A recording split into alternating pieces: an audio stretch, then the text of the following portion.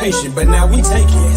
Anytime we want this game, my situation is entertainment intertwined with information. Alchemist soul, how we move the tassel and roll. It's amazing how we can turn something brass to gold. And we steady making hits. Architect with the prop in the scripts. It's logical that the product will flip. My boy Chef did the lineup. I'm fresh in the bitch. Carnivorous podcast and new is showing the list. DQ on the boat, so I'm rocking the ship.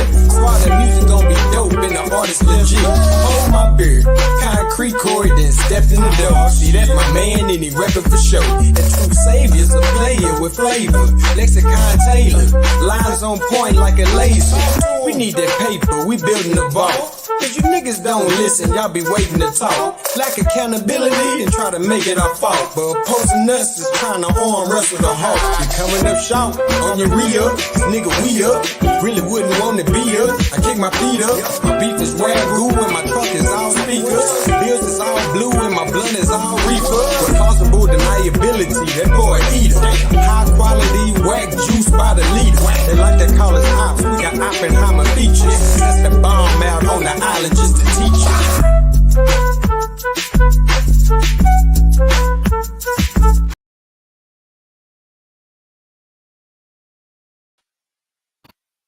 What's up, y'all? Thanks for tuning in, man. Your boy Logic up here again. You know I gotta drop Wise. You know, Wise going. I'm definitely not dropping Wise out. I'm definitely gotta, stay on point while this stuff is getting good, man. Been doing some research. I've been reading through that. Can't Stop, Won't Stop book. Getting really clear with my argument on hip hop, and it's been kind of telling me where to look.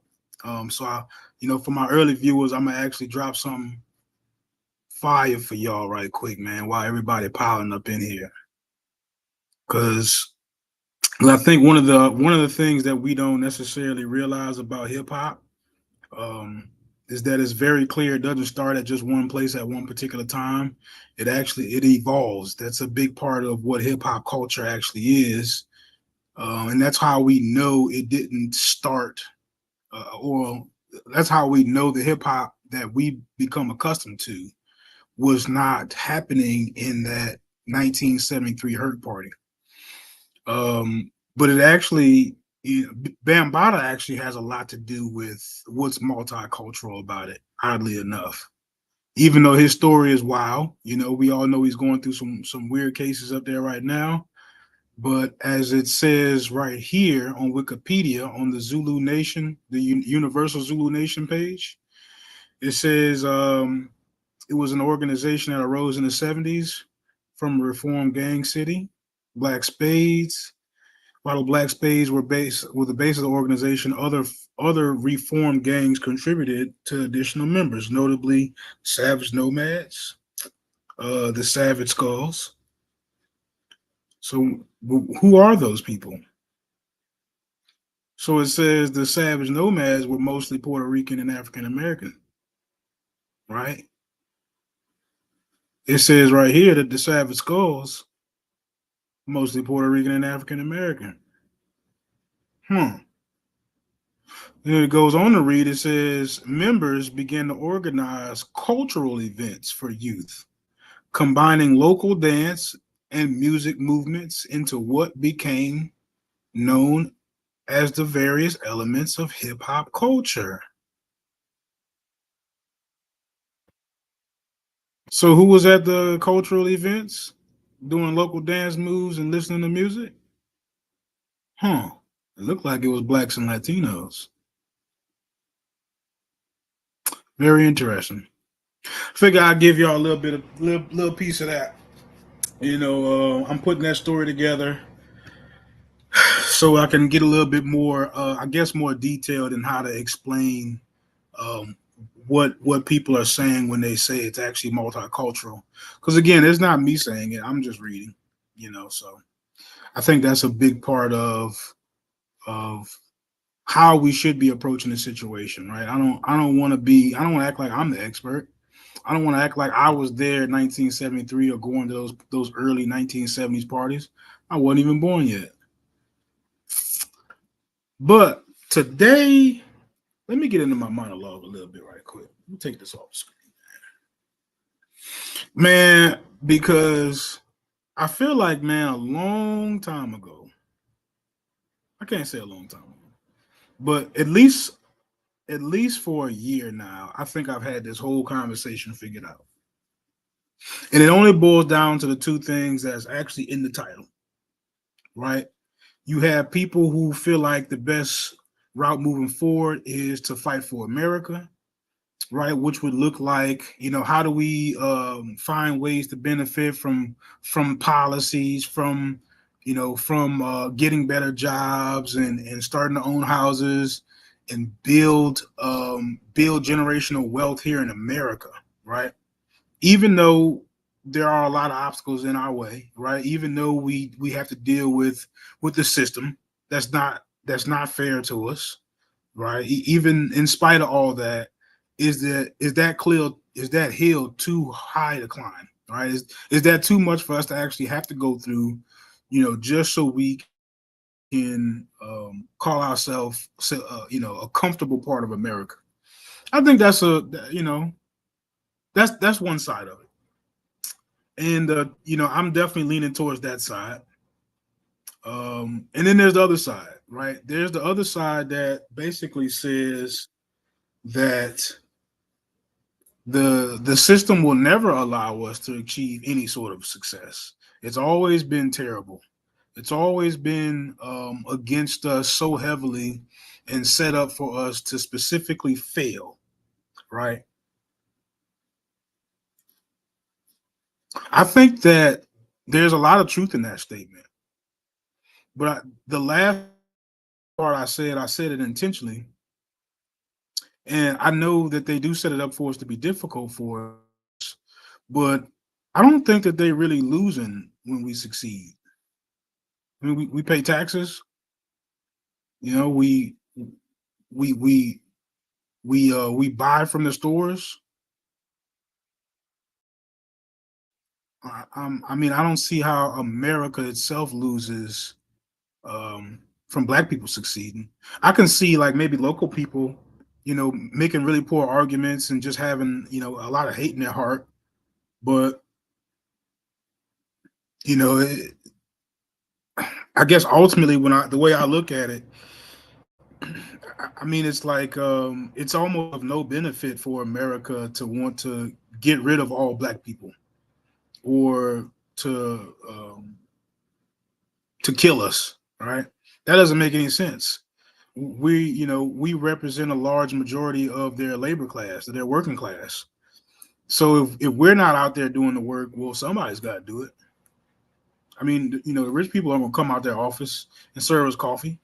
I mean, I hate to say it like that, and I'm not saying that all Black people do is serve coffee. Don't get me wrong. What I'm saying is, whoever that working class group of people is, and whatever color they are, right, they're filling a position that other people don't have to fill, and that's an important part of the system, even though sometimes you don't see it that way. But those are jobs that we absolutely need. We absolutely do need a trash man. We absolutely do need a maintenance man. All those things are part of the big machine. Some of them more glorious than others. I agree. And some you get tired of watching the fast cars drive by. You get tired of hearing about other people on vacation.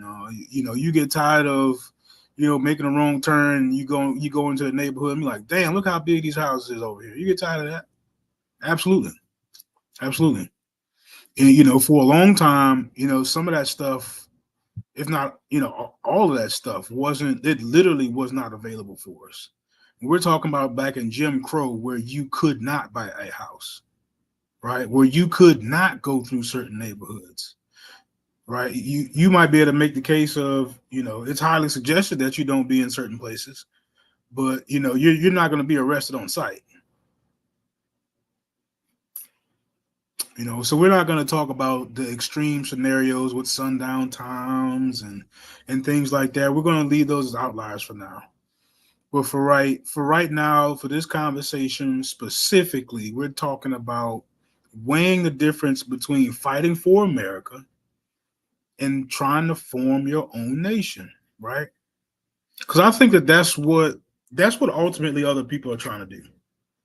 And I don't think that they complete that thought when they really look at it, right? What does it look like to go back to a segregated society, right, where we don't have access to their tax dollars? They make more money than us. I mean, what about some of the funding that we are actually able to take advantage of because of some of their tax dollars?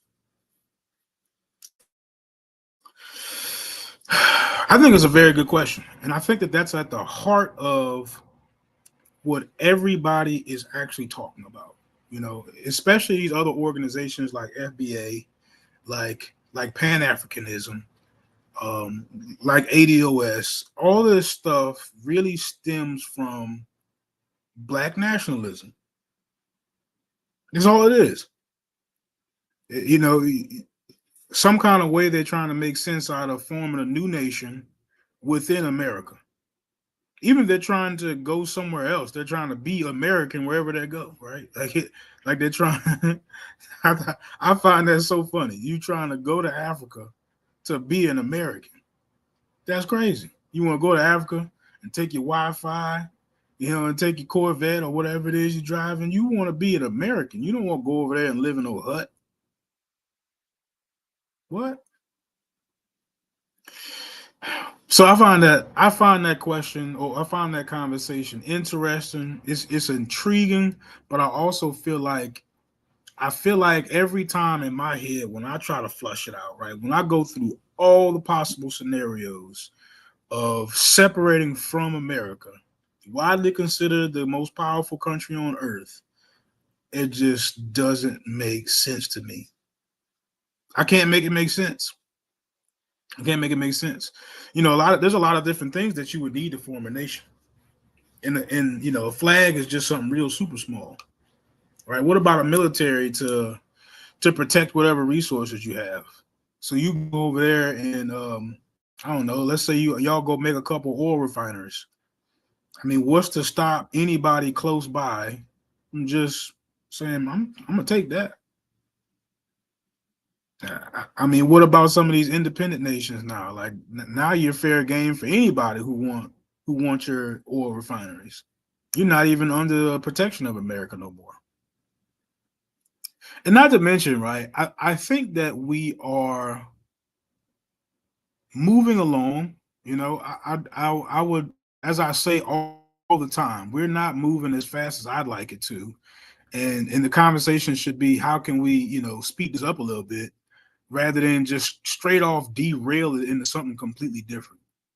Right? Like societies don't usually just flip all at one time. It usually takes a little bit, it takes a while for some momentum to kind of build up, and you have uprisings here and there, and then you have the media getting behind it, and it's a process. It's a process. I would encourage a lot of people. And the interesting thing is, what we're seeing is not as bad as it used to be. And then in other things that we're seeing has also been stuff that America has dealt with before in a lot of situations. Go back and look at the progressive era. I might have to prepare another show for other people who aren't reading, right? Which, it bothers me that I can't come on and get some good information. Now I have to be the one to actually study and disseminate information and articles. But here I am trying to do it for y'all, man. I want to be able to elevate all these conversations. I don't want us to be stuck thinking all we need to do is learn our history, learn who we are. There ain't no power in that.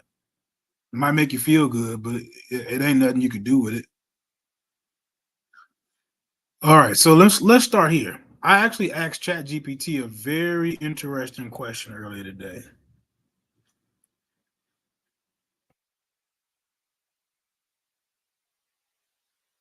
Let me pull that up for y'all. ChatGPT is a good place to start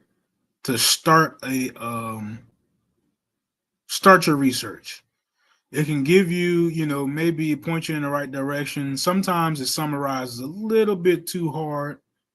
It might go off the rails with the source a little bit, but that being said, not a bad place to start some research.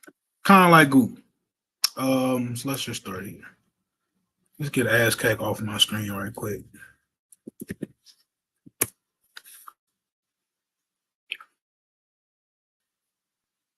I thought this was super duper interesting right here. So I asked ChatGPT to list 10 circumstances where the U.S. Embassy defended a group of African Americans. Let's be more specific. Let's go overseas, where you might be stuck, right? Where you might be out there with no weapons, totally unprepared to deal with any sort of, real aggressive altercation with somebody. James Baldwin, one of the first people they pull up. Wow, that's interesting. James Baldwin was a civil rights activist, right? So he was out there talking about how, how unfair America was treating black people. And it says here, the U.S. Embassy in France occasionally intervened on the behalf a prominent African American writer and activist, especially when he faced discrimination or legal challenges due to his activism and outspoken views on race. So they stepped in for him. They pulled up for James Baldwin. That's one of our civil rights activists right there. Then we got another person in the 1960s, Maya Angelou. Wow, Maya Angelou went to Egypt. She probably was out there trying to. No, I ain't gonna do Maya like that. An African American writer and civil rights activist, when she lived in Egypt during the 1960s, included assistance with bureaucratic issues. Bureaucratic issues. I'm not 100% sure what that means, but I do know that the U.S. Embassy, what that is kind of. I guess to sum it up, kind of like an international police force a little bit, right? So there's like an embassy building in throughout like strategic locations all over the world. And if you're an American citizen, which would mean that you fall under all the the general rights of an American citizen, the U.S. Embassy is your friend, even overseas. And it's not like having the full military pull up, but it's definitely America showing up saying, nah, you can't do this. This is American. But I just defended a group of African Americans. It's giving me single people though. Maya Angelou. So we got two celebrities, but we got one celebrity and a civil rights activist so far. Paul Robeson was in UK and the Soviet Union. Paul Robeson, a famous African American singer, actor, and activist, received both support and scrutiny from U.S. embassies in the UK, and the embassies intervened on his behalf when he faced difficulties, but also kept a close watch on his activities due to his ties with the Soviet Union. So wow, he was, and this is in the 50s, yo. This is in the 50s. Racial tension was super high in the 40s and the 50s. It was wilding. When I looked this up the first time, some of this wasn't on here, which lets me know that there's way more than 10 instances where the U.S. stepped in overseas and said, "Nah, y'all not gonna do our citizen like that. We don't care what color he is." Right? And I even went as far as to ask ChatGPT if there were times that it refused. I'm gonna pull that up next. I'm gonna get through this as quickly as I can. I don't really plan on having a long show. I am willing to let somebody come up and maybe give their opinion about if we should secede from America or not. I think it's a very silly argument, but I'd be happy to hear it. Very interested. Civil rights activists were in Cuba in the 60s. Wow, this is before the Civil Rights Act in 1965.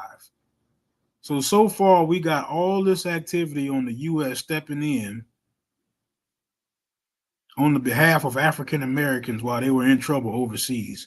Several African American civil rights activists who had traveled to Cuba received assistance from the U.S. Embassy in Havana when they faced legal challenges or diplomatic issues due to their presence in a communist country during the Cold War. Black soldiers in World War II, 1940s. African American soldiers stationed overseas during World War II, particularly in Europe, were often defended by U.S. military and diplomatic officials against local discrimination and hostility, particularly in areas where segregation or racial biases were prevalent. Wow. Now that's wild. That's super duper wild.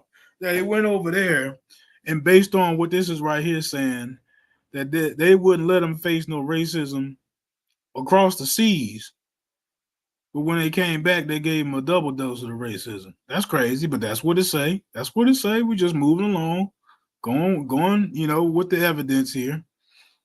The Scottsboro boys in Italy, after their release, the two Scottsboro boys, Haywood Patterson, Clarence Norris, received assistance from the U.S. Embassy when they traveled to Italy to escape racial persecution in the U.S. Huh? When they traveled to Italy to escape what? This doesn't make sense. They received assistance. So they were trying to escape, and the embassy assisted them?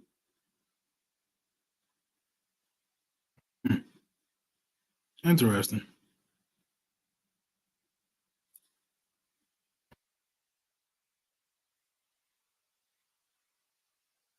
Yeah. I'm just gonna ask it to list 10 more, just to see if it actually can do it. If there are 10 more instances that it can give me. Huh.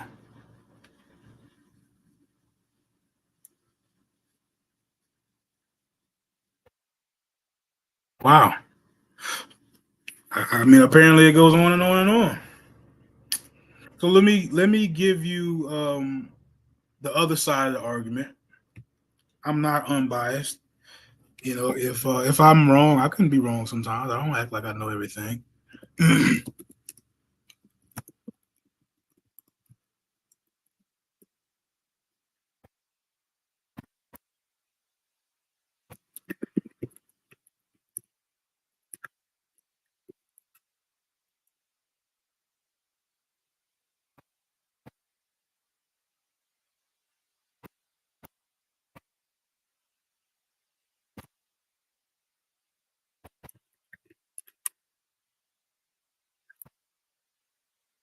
Yeah, this is what it told me earlier. Yes, there have been circumstances where the U.S. Embassy or consulate either refused to step in or provided limited support to African Americans overseas. These emphases often reflected the broader racial tensions and discriminatory policies within the U.S. at the time. Here are a few examples. So the first example was World War II, right? That was World War II. So then the 1940s. So then in World War One, they was really tripping, right?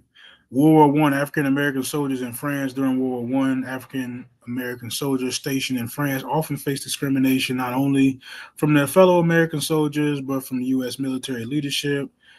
There were instances where the U.S. Embassy did not fully support these soldiers when encountered issues related to racial discrimination, particularly when issues were seen as internally military matters. They got some specific instances. Now, when I pulled this up earlier, it said more to do with their political affiliations, right? That there were some people who were considered communists, right? People basically considered as wanting to separate from America, right? And when they got too radical with their ideas, and if maybe they left and went, wanted to try to go get some support from somewhere, and somebody turned the guns back on them, they didn't receive no support. Uh, but that's the kind of short version. What's up, Mike? I see you. Mike Jones, 8004. I'm gonna drop the link. I didn't plan on making this a long show. I really want somebody to come up here and try to make sense on trying to on what it is. What's the sensible extreme version of let's not use the system? I want to hear it.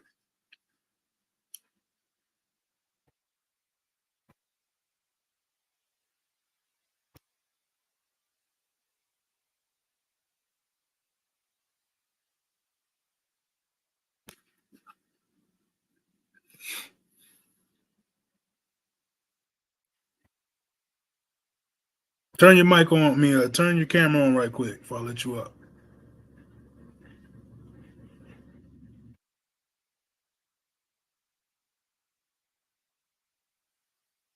Bet. What's the word with you, man? Man, I'm chilling, man. So what's your real question? Debate these conversations. I think they're redundant. Perhaps.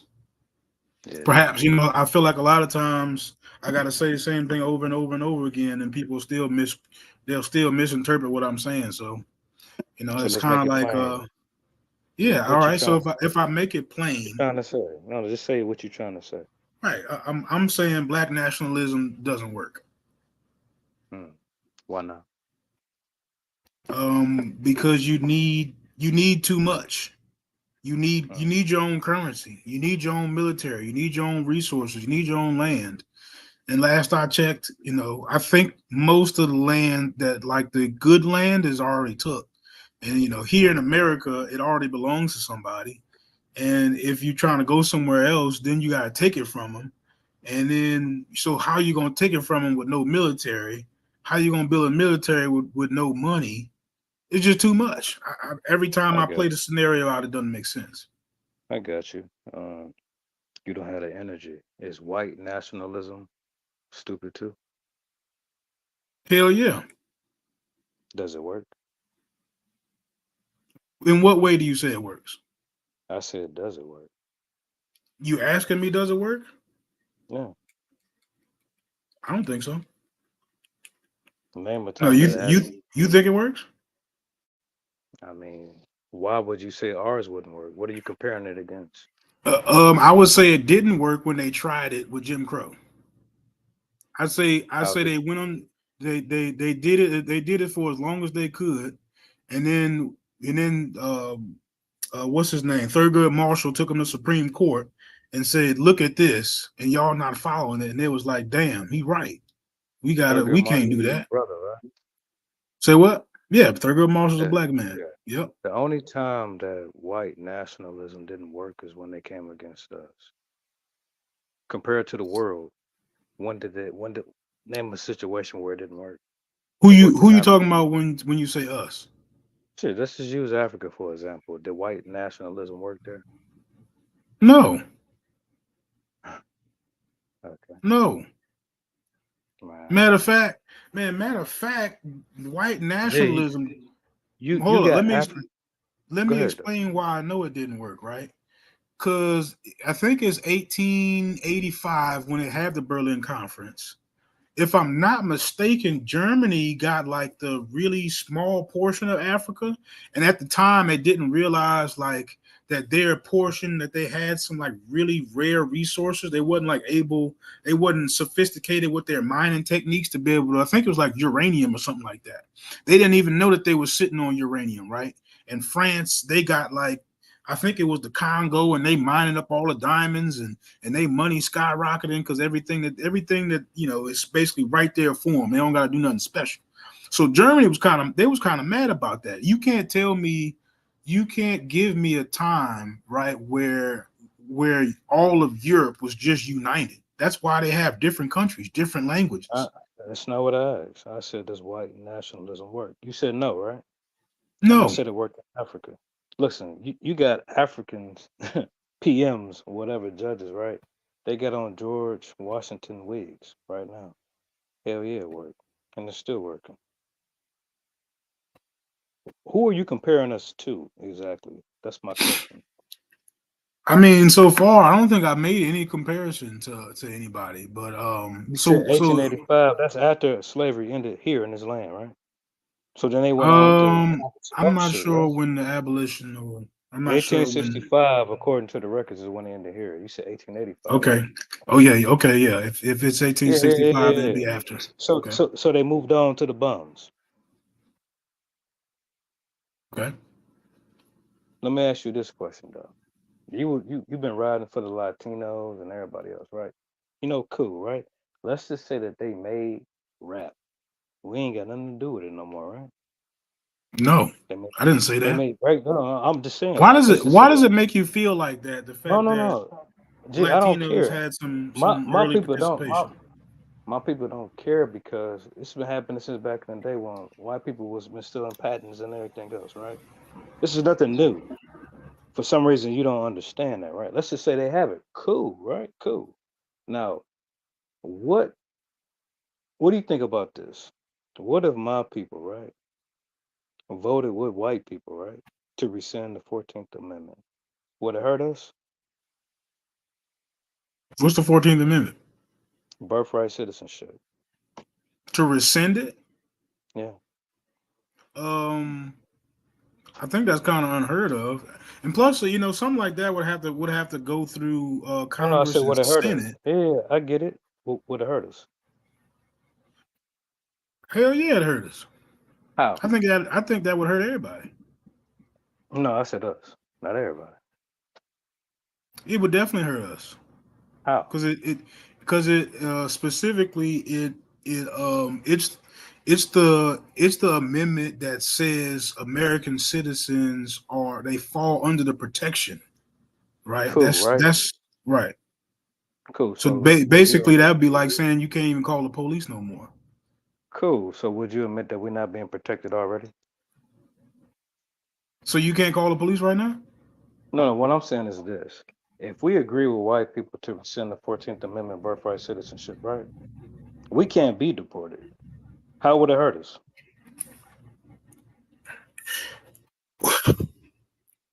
Well, from what I understand, the 14th Amendment designates the Uh-huh. rights of American citizens, right? No, no United States citizens. But how would it hurt us is what I'm asking you.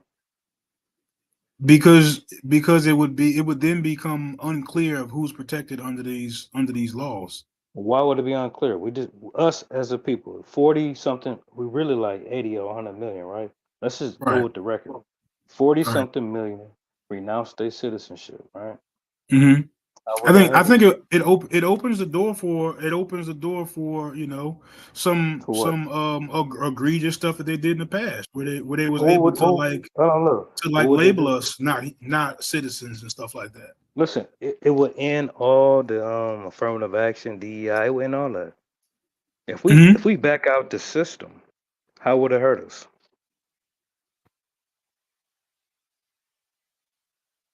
You tell me. I I don't think think I it's think gonna. at this point you're trying to force me into adhering to this super extreme scenario that No, no, has no. not happened. I'm I not don't trying to want do to I that. don't want to sit up here and be afraid of something that has not happened yet. Why are you I scared? at least want to be talking about real stuff that actually is happening. This Right? is real. There is a lot of real stuff that's actually happening that we should be worried about. Right? Okay, More or cool. less them All right, dismantling I the got you. I amendments. got you. Yeah, yeah, I got you. So I you want mean, to hold I on? mean, that you got to You admit want to that's hold pretty on to far white fetched. people? I got you. Let me ask you this question, all How right? how am I holding on to white people? The system, I mean. My bad. All right, so check this out. So How do me so immigrants? me asking America to hold true to the amendments is me Who is holding on to America white to people. you? Are you when you say America, are you talking about white people? They got black Americans too, don't they? Aren't you a When you black say American? America, I say you. When you say America, asking America, who you talking to? America, nigga. Who? White or black people? Both of them. Which one you think first? Black people. Shut your lying ass up. Let me ask you this question. Shut your lying ass up. I got you. Let me ask you. Let me ask you this question though, right? What benefit do we get from immigrants?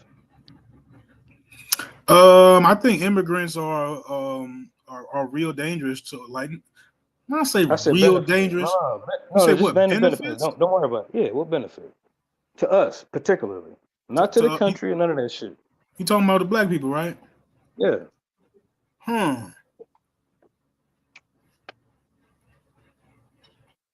That's a long ass pause. They need to get the fuck I out. can't think of one, yo. I can't think of it ain't no benefit. A bunch of Mexicans actually benefit. Yeah, no, not Mexicans. I don't see all immigrants. Ukrainians, East Europeans, Africans, Latinos, all of them. So what's your point? What's up, Bustelo? Yo, what's up, man? Chilling. So what's your point, Mike? No. You looked so confused and lost, right? If they're not a benefit to us, then how the hell they benefit hip hop? Yeah, got your ass, nigga. You got me, dog. Yeah. Let me ask you this last question. I can't win them all. Let me ask you this last question. What's wrong with us letting white people kill each other? Let them do what they do. If we just back out and let them do what they do, what's the problem? What's the problem? Why you loving on them? I don't even know how to answer that.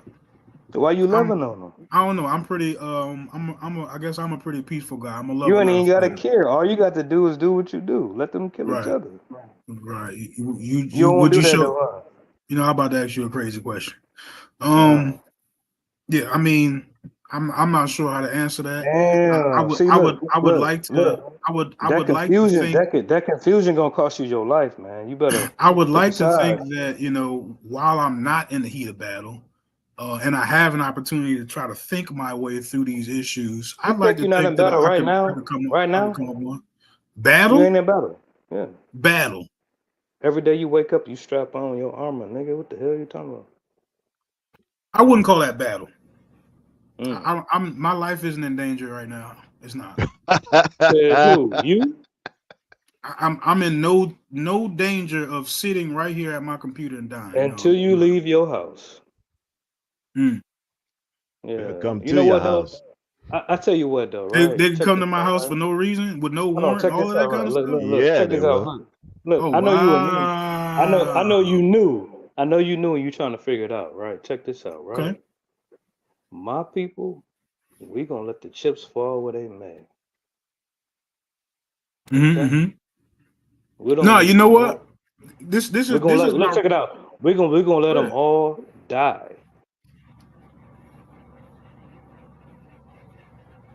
And if you a type of nigga that's trying to bring them to us, you gonna die too. Who said I was trying to bring them to you? Why you keep trying to imply I'm doing that? I said you trying to bring them niggas to hip hop. You keep bringing them to us with our shit, you gonna get smoked around here. You know what I'm saying? Oh, okay. I feel like you threatening me right now. You bugging. You bugging. Yo, what's up? What's up, Bustelo?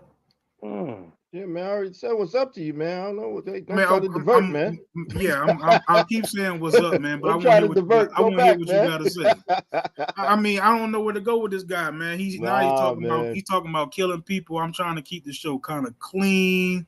You know what I'm saying? Let them die. I said let them die. Treason in the United States is worthy of death. Don't you know the law? You know what? I'll give you this. Speaking law. I'm only speaking law. Conversation at this point, right? You have committed treason, Logic. You know that, right? Treason against who? My people. You shut your ass up, nigga. I'm gonna tell you why. Do you want to know why? Do you want to know why? You wilding, yo. Let me talk right now, yo. You did the same thing white people did when they relate with us time and time again. I'm telling you, you're wilding right now. Just take a break, breathe, right? Let's just hope for the digest it and say something worthy of listening. Let's say the next couple of days nobody has to die. Hopefully nobody has to die. I think that'd be a nice gesture. You know, that even in my head, right? All the stuff you talking about is stuff you just imagining. You just imagining people dying for no reason. You wilding, yo. Just trust me. Didn't they try to smoke Trump? Let them do what they do. The hell you talking about? That ain't our business. You my business. You trying to fuck us off. I was gonna share something with you, man. You keep playing, you're gonna get your issue. You better stop playing. Ain't nobody gonna give me my issue, dog. You tripping. You got anything to add to the conversation, though, Bustelo? Well, I was gonna jump in on the white nationalism bit. What you got to say about that? I was saying, man, it's already there. I mean, I don't know how you don't see it. I mean, you have the redlining, you got eminent domain, you got benign neglect, you got gentrification, prison industrial complex, you get gerrymandering. All these things are just manifestations of white nationalism, man. It's there. They do it all the time. They do it in your face. White privilege. I mean, like Trump said, he said, I'm a nationalist. He didn't have to say I was a white nationalist. He said, I'm a nationalist. He didn't say I'm a white now, but it's obvious he's white, and i.e. he's a nationalist. So he's a white nationalist. That's exactly what he was saying. So I am too, brother. and I hear what the other brothers saying, because it's in their makeup DNA to always be fighting. That's what they do. It's war is the norm for them, to be fighting in conflict, fighting over resources. That's what they do. There's no ifs, ands, or buts about it. You look right now, Russia, Ukraine, before that, you can look at Bosnia, Herzegovina, and all them fighting, going at it against each other. Before that, you got 100-year wars in Europe, and got the Crusade. Fighting, conflict. That's what they do. That is just what they do. No ifs, ands, or buts about it. So if you pull back, eventually they will destroy themselves. That's what they do. What they do over here, and what they've managed to do, is to divert all that energy that they would expend on each other to us. And so they'll kill us instead of killing themselves. They need us now. They made a problem. Now they saying, please help, please help. No, fuck it. Deal with it. But like, what's up, Corey? Go up against us. They will kill us. Man, instead them of killing fools. themselves. You know what? I've been alive not a long time, but I've been around long enough. I ain't never seen a mob of crackers come up in my people neighborhood talking about nothing. They don't want that. Oh no! I didn't say they'll come in a mob, but they will come in a mob. They will do it. I think. See, if they have the overwhelming advantage. If they have the advantage, you said the advantage is what? The advantage is that they have the weaponry to outnumber us. We can have the numbers. The gun will be the great equalizer. That's what the gun is. The great equalizer. That be jamming up my people, and they be like, "How the hell you get that? Niggas got bazookas and everything." We don't give a damn about but to them, the gun is the great equalizer. They can kill from a distance. You know what? That's what we're seeing right now. Even Wait a minute. I'm saying even right now. Hold up a second. Israel doesn't have the numbers, but it has the weaponry. The solution is to what? The solution is to both of y'all kind of like taking this like a little too far for a second, yo. I gotta step in here, because I think we're developing a faulty premise and trying to build off of it. Right? We are making an assumption that the securing of resources is only something that white people do. Right, and that's just simply not true. No, check it out. It's simply not since true. White people got here, G, their resources has been us. Let me finish my thought. They have no resources outside of us. Go ahead. Well, who is that, yo? Who is that? Who's what? what I'm saying is that you can look at Africa, you can look at modern Africa right now and find Stick to slavery, America, man. right? Stick to America.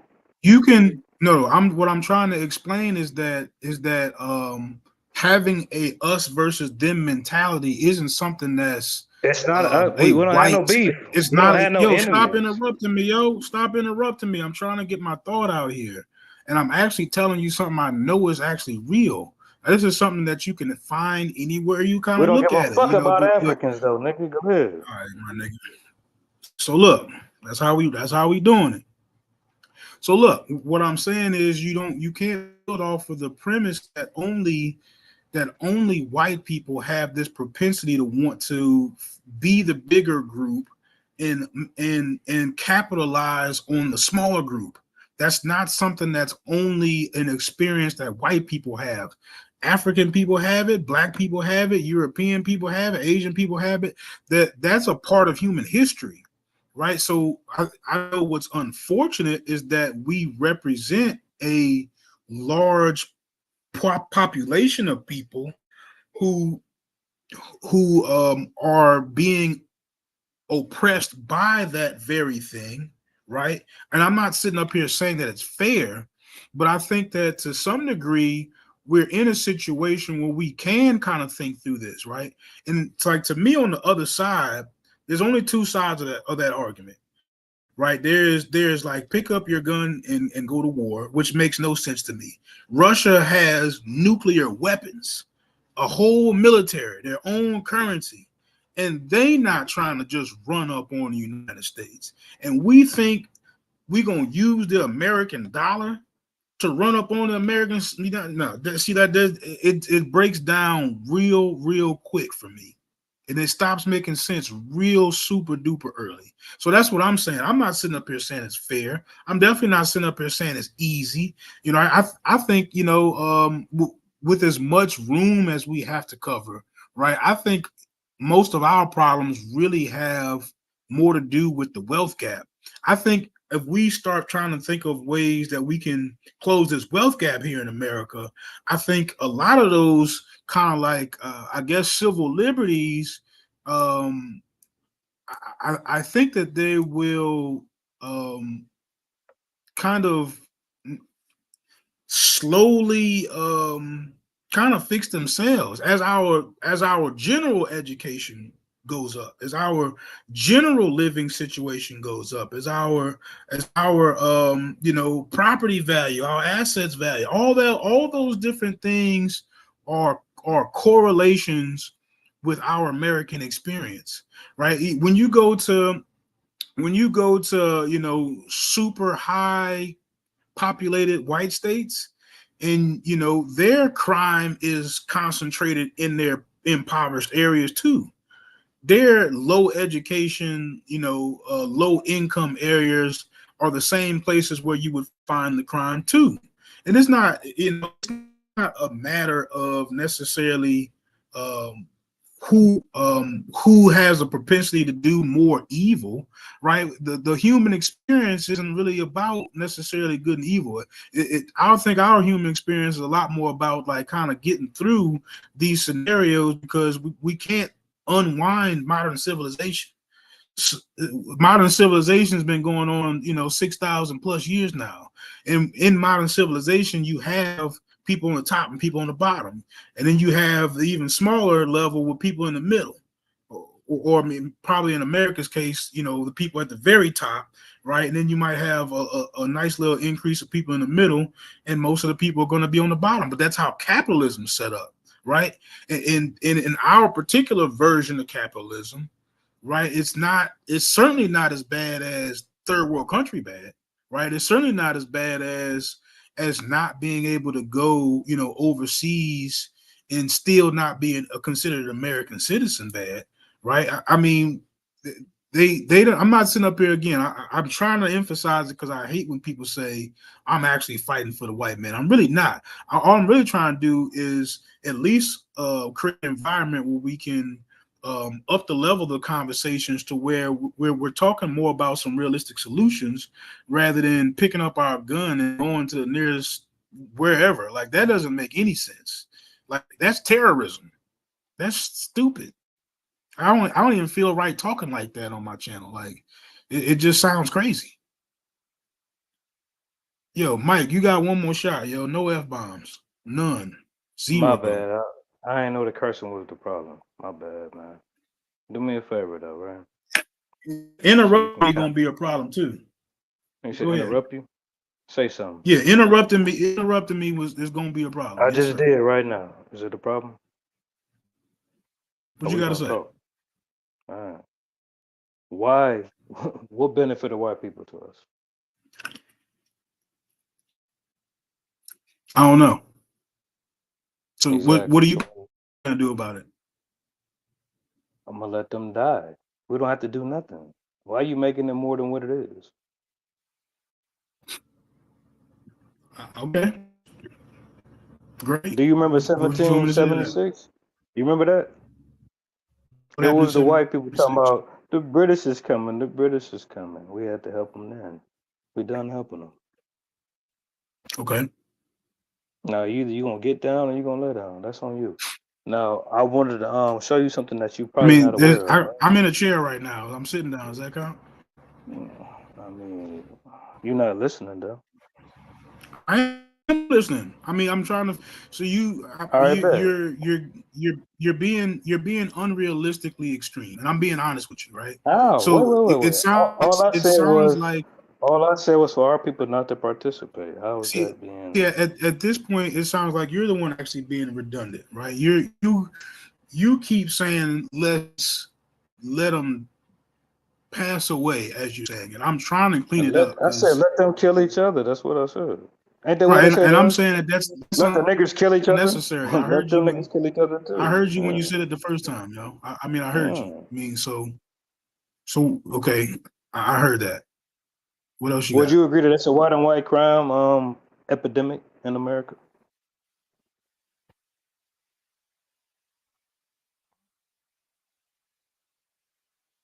I can't hear you talking about white on white crime? Is there epidemic of white on white crime? I don't know if I call it epidemic. Yes or no. You ain't gotta. It's yes or no. I don't know. Yo, I had to think about it for a second because I'm not sure if I would call it an epidemic. But they didn't the white try to kill the white president or running for president? Yo, chill. Okay. Chill. I'm trying to get your mind. I wouldn't call it an epidemic. I'm trying to answer your question. I wouldn't call it an epidemic. What I would call it is capitalism. They're absolutely trying to. Let me do it this way. Let me do it legally. Let me do it this way. They might not go street, but they'll sue each other. And they'll try to sue each other for everything they got. I got you. Let me do it this way. Every president has been assassinated in America. Who has it been by? Why you keep talking about folks getting killed, Joe? I'm talking about terrorism. It's always been white on white crime. That's their culture. Would you agree? Black people aren't. So people of African descent they just. Why you keep talking about some Africa, man? Listen. Stop that.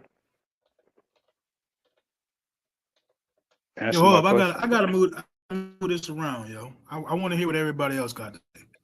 I mean, because I that you're going off a faulty premise and you keep going back to it. We're going in a circle. It's cool. What's up, now, Meezy? Love on them. Hey, peace, brother. How you doing? I'm chilling, man. Having a good one. Enjoying my day. All right, that's what's up. I saw the title actually, and I said, okay, that's something I could get into. But yeah. So where we at with it right now? Well, we're trying to wake his ass up, man. He just he want to love on him. He want to squeeze on him. I might just stay asleep, yo. If you know what you want to love on who? You know what? You made your bed, nigga. I might go get me. Good job. What you talking about? At least you said it. Be careful what come out your mouth, nigga. Go ahead, Nate. All right. Now, where is he at with it? You said he's trying to love on who? I mean, he's trying to love on white people. I said, what's the benefit of having white people around? How do I do this the right way? Here we go. Boom. Maybe I can All talk right. to you So because you're a brother. what What's he's the trying to benefit say of us having is white people that around us? since I disagree with taking a violent approach, yo, what you doing, yo? I said letting them die. How? What's wrong with you, man? Yeah. So what he's suggesting is, since I don't agree with him taking since I don't agree with myself, right? I don't think this is the educated way to handle this. Is to take a violent approach and out how we can. I'm not sure what he's suggesting. It kind of sounds like he's suggesting that we speed up the process of white people passing away. Like, I don't. It just sounds really stupid to me. So since I don't agree with that, apparently I'm pro-white because I agree with nationalists. What he's saying. No, I. So Well, yeah, I so don't what are think your that's thoughts it. on that? I mean, do we fight for America or do we form a new nation? There can be no new nation at this point, especially for Black Americans. What we have to do is take advantage of all the opportunities that our ancestors that were enslaved fought, killed, uh, and suffered for. You know what I'm saying? That's what it is. There's no, you know, starting a new separate nation in the South. A lot of people are talking about Mississippi. No, that's not going to happen because regardless, we live in a global economy. So you're going to have to work with other nations of people, period. So unless they want to get washed because Black people are not ready to have any sort of conflict, you know, from a you know, a conflict standpoint with anyone. A lot of us aren't even in shape. There's not enough GUN owners, if you understand what I mean. So we'll get watched on that NFAC tip. You know, let's keep it 100. Look what happened to Jam Master Jay or Grandmaster Jay, whatever his name was. He cooling off for a couple of years for talking that fake revolutionary crap like it's 1970, 1963. And real bad boys move in silence. They don't get on YouTube and start yapping and saying, we're going to do this, we're going to do that, unless you want to knock on your door. I totally agree. That whole just hate speech route, that's silly to me. I don't even understand it. If that's what you're gonna do, then why are you wasting time talking to me? You ought to be out there handling business right now. But man, honestly, I'm surprised that you said that, and I actually really appreciate how you articulated it because, like, man, I don't see a reality in which we can pull together the resources or even pull together us as a group of people to form a new nation that's able to defend itself, able to create a new currency, gather enough resources, and so on and so forth. To me, that seems so far-fetched, right? That it might be even more difficult and risky trying to pull that off than it is trying to maybe raise or motivate some more politicians to actually act on our behalf once they become elected, right? I think that there is a way that we can actually do that. And I don't think that that's impossible. I don't think it'll happen overnight, by the way, but I definitely don't think that's impossible. You know, and I really don't think that for the most part we have in any long stretch made an attempt to do that. You know, I really don't. I think there was like you know, we really haven't even had people start talking like that. You know, you got to remember. What they freed the slaves in 1865, like the other guy said. So it really hasn't been that long, and it's been even less time than that we've even had the opportunity to participate in the system, right? That's only been since 1965 Civil Rights Act, where we even had an opportunity to, right? And then you get right into the 80s, and a lot of information comes out that's really anti-government, and they kind of, in my opinion, maybe like they pushed that button a little too hard, right? They promoted us to be anti-government, but they didn't necessarily like leave us with, hey, this is what we should do instead, right? So at that point, if we were anti-government and we were already starting to, like, you know, build this behind the scenes wealth or be working on this enormous project where we have this plan B already working right for the last 50 years, maybe that makes sense. But just sitting at home, going to work, paying taxes, and mad, that's not really a plan. You know, that's really not progressive. You just kind of mad, and it's not going to lead to much. But anybody else want to say something? I mean, being angry can be a catalyst for I see you in change the as chat, True well. Savior, man. Don't be a stranger. I'm at, Being man. I ain't gonna lie, not easy. I really liked your answer a lot, bro. I really did. Oh man, look, Yep. I'm about the truth, man. Regardless, so you know, I was raised in a let's get the guns family. Like, yeah, it's Black Revolutionary. That's how I know I could cook on these topics. But then when you look at the logistics, you look about, you know, a global economy. You look at there's so many Black people that are working in the interest of other groups primarily than their own group. Then you know there's no way that you can even get that done. So it's really to take advantages of what we already have access to. You can look at immigration to America. There's a reason why all these people are coming to America, the land of opportunity, to get it popping. What we have to Mm-hmm. do is stop just taking all these things for granted, try to work on the generational poverty and generational Black effery, I call it, where we just go along to get along and are passing off Black excellence or Black mediocrity as Black excellence, and actually start getting busy. Now, we've been getting busy, you know, here and there, but there has to be a mindset switch, you know. um we have to start practicing what do I call it, responsible mate selection, so that we're not just living in our lower selves, making kids with women that we don't even like, and therefore we leave, and then the kid gets raised by the woman, and then we have the cycle completed, you know. But I don't think Africa's the option at all either, because Africa, for the most part, these nations are corrupt. They don't control or refine their own resources.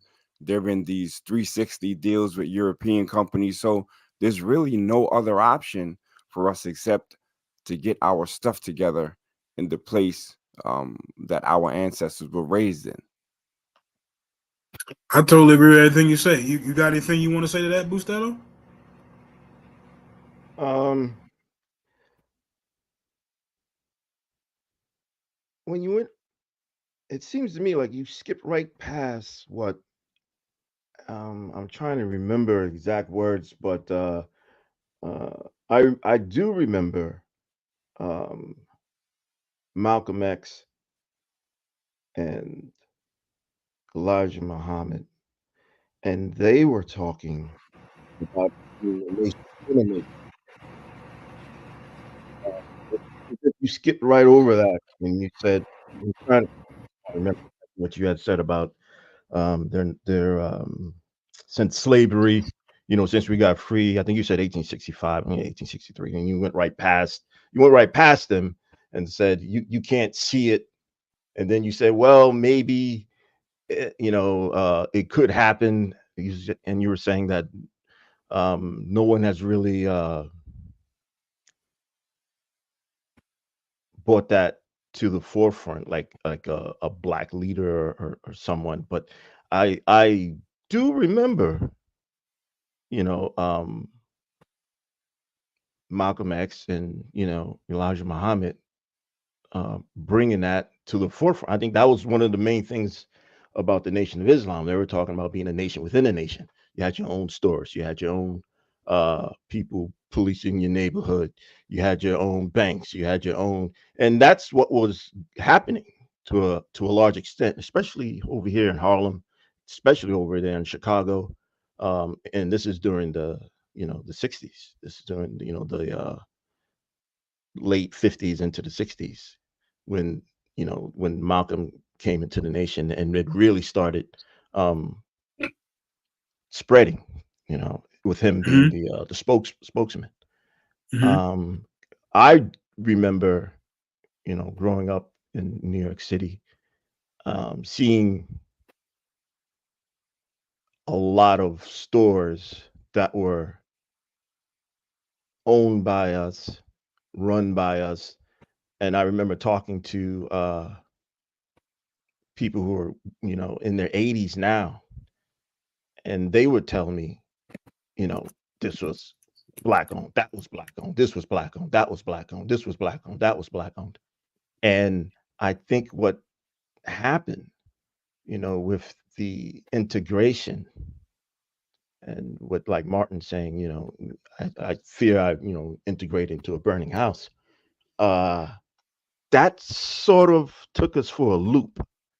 I think people went into that with expectations of, okay, we have these laws passed. All right, so everything's going to be on the up and up. So I don't have to fight anymore. Everything is going to be equal, and everyone is going to, I have a dream, and this, that, and the other. And that's not what happened. And it wasn't for a lack of trying on our part. It was for a lack of trying on others' part. You know, we got taken for a ride, essentially. Mm-hmm. So what's happening now? We're trying to regroup and trying to figure out, okay, well, that didn't work. What do we do now? Where do we, what avenues, what roads do we take now to accomplish what we want to accomplish? And that's part of what I think this, how you would say, going back to the last program, the FBA movement, the ADOS movement, people are trying to regroup. And when you regroup and you're trying to accomplish certain things, you then realize, wait a minute, who's this person saying something totally opposite of what is conducive to the group? And he's like, well, wait a minute, where does this person come from? And you start looking at people's backgrounds. You start realizing this person isn't what they present themselves to be. They say they're black, and you say, wait a minute. So what's your last name again? And you start realizing, well, wait a minute, I hear accent. Wait a minute, I see this. Wait a minute. So then you start realizing there's a whole nother set of issues that we're going to have to deal with if we are to achieve what, you're talking about, to be a nation within a nation. And I think that's where we're at right now. We're, like you just finished saying about 1865, 1965 with the Voting Rights Act and everything. Yeah, we're not that politically savvy yet. Correct. We're starting to figure out, hey, wait a minute, we need some tangibles here. Not just a song and dance, not just, Bill Clinton throwing on a pair of shades, playing a saxophone. I like that person, therefore I'm going to vote for that person. All right, that person looks like me, therefore I'm going to vote for that person. No. All that, you got to throw all that to the wayside. So we're starting but to. You know what? Go ahead. You know what though? Making mistakes is kind of a part of succeeding, right? And we can get into how only if you learn from those mistakes. Only if you learn from them. That's what I mean. I mean, make those mistakes and going back to the drawing board. It doesn't quit.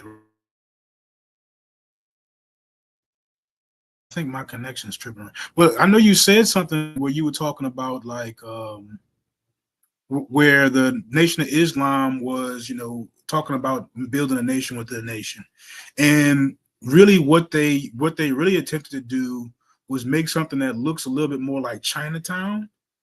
In Chinatown is what you would consider a cultural enclave, right? There's nothing illegal about a cultural enclave where you have, you densely populate an area with your own businesses and your own, residents of your own ethnicity, and y'all try to keep the dollar rotating, within a very small circle, which actually makes a lot of sense. I'm actually all for that. That, to me, that sounds like a realistic solution, right? It sounds like something that is actually worth trying. Even trying that, though, I wouldn't expect it to to yield, tremendous results within the first 10 years. We're probably still looking at a 40, 50-year plan. But I think that could provide us a platform to really build from, to where we are now at least starting to think with the group economic mindset, right? Like, I think that's where you're starting to use your resources here in America. You're doing it within the laws, right? You're going to get a business. You're going to get all the paperwork for the business. You're keeping the dollar rotating in your own neighborhood, and from there, now you can start branching out. You can start owning properties. You can buy the place across the street. Maybe you probably would have started attracting maybe those banks, and you can increase your portfolio, get some larger loans, so on and so forth. But that's hold it right there. Hold it right there, though. Hold it right there. One second, too. Hold it right LL. No, 1 second. LL. It says your device is not connected. Can you leave and come back in, and I'll bring you up to the stage. But go ahead, boost that up. Okay, so everything what you just said, no problem. But you have to factor in white supremacy. And then once you do all that, they'll come and decide via white nationalism, hey, it'll be a Rosewood, it'll be a Tulsa, it'll be redlining, it'll be, okay, eminent domain, we got to run this highway through your town, we need to confiscate, the land for military use, so on and so forth. Or, they'll come up with something to derail your efforts. Now, before I let you get too far with that, I think you have to throw in another aspect with that too. So yeah, you might have to. These are some very real threats to us. Oh man, hold on one sec.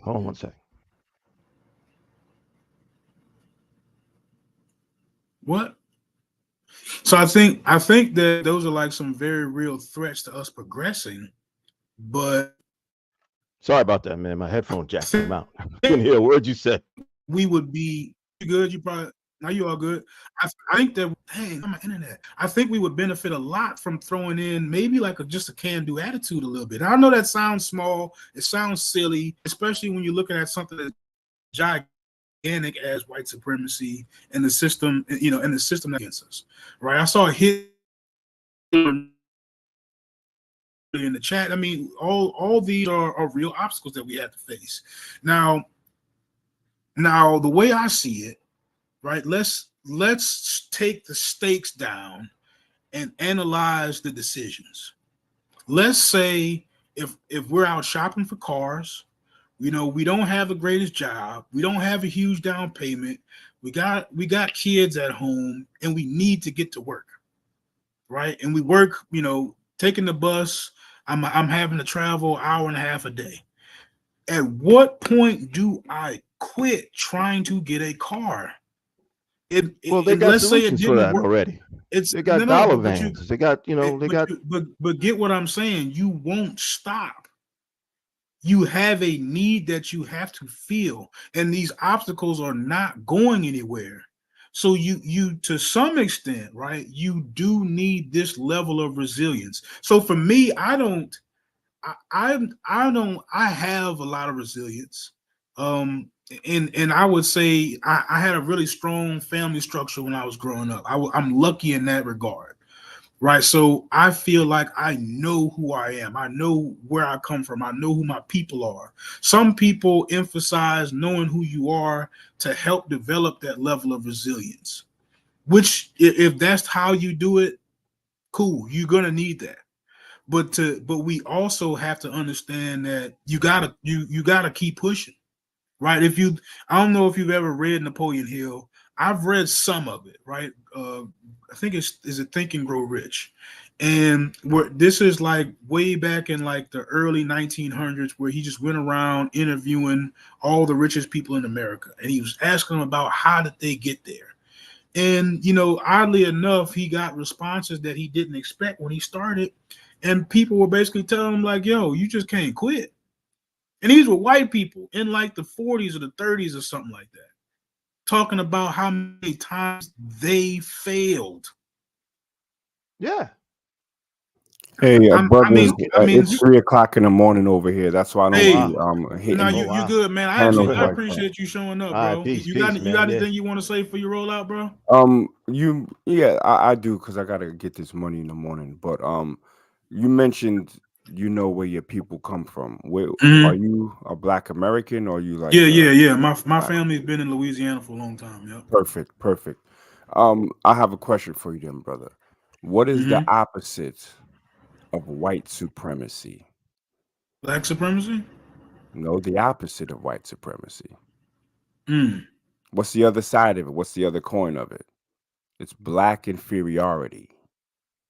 White Mm. supremacy I get puts what you're saying. black people as inferior. I Mm-hmm. don't use terms that breathe life and give power to people and put them over me. What I call it, Mm. and I don't want to play semantics, but words matter. White supremacy, when we use that, like white supremacy, the white man ain't gonna let us do this, and the white man ain't gonna let us do that. What we do is we start speaking a narrative of failure. We start speaking a Mm. narrative of we can't get anything done, so why even try? Because the white man is gonna take it from us. Meanwhile, they got Chinatown, they got Polish communities here in Holland. The Polish of today are not the Polish of 20 years ago. When they came here, when they started coming to Western Europe for jobs, what did they start doing? They started forming uh, alliances. Now they got supermarkets, they got their own um, travel, work agencies. They got their own, all these companies because they work together.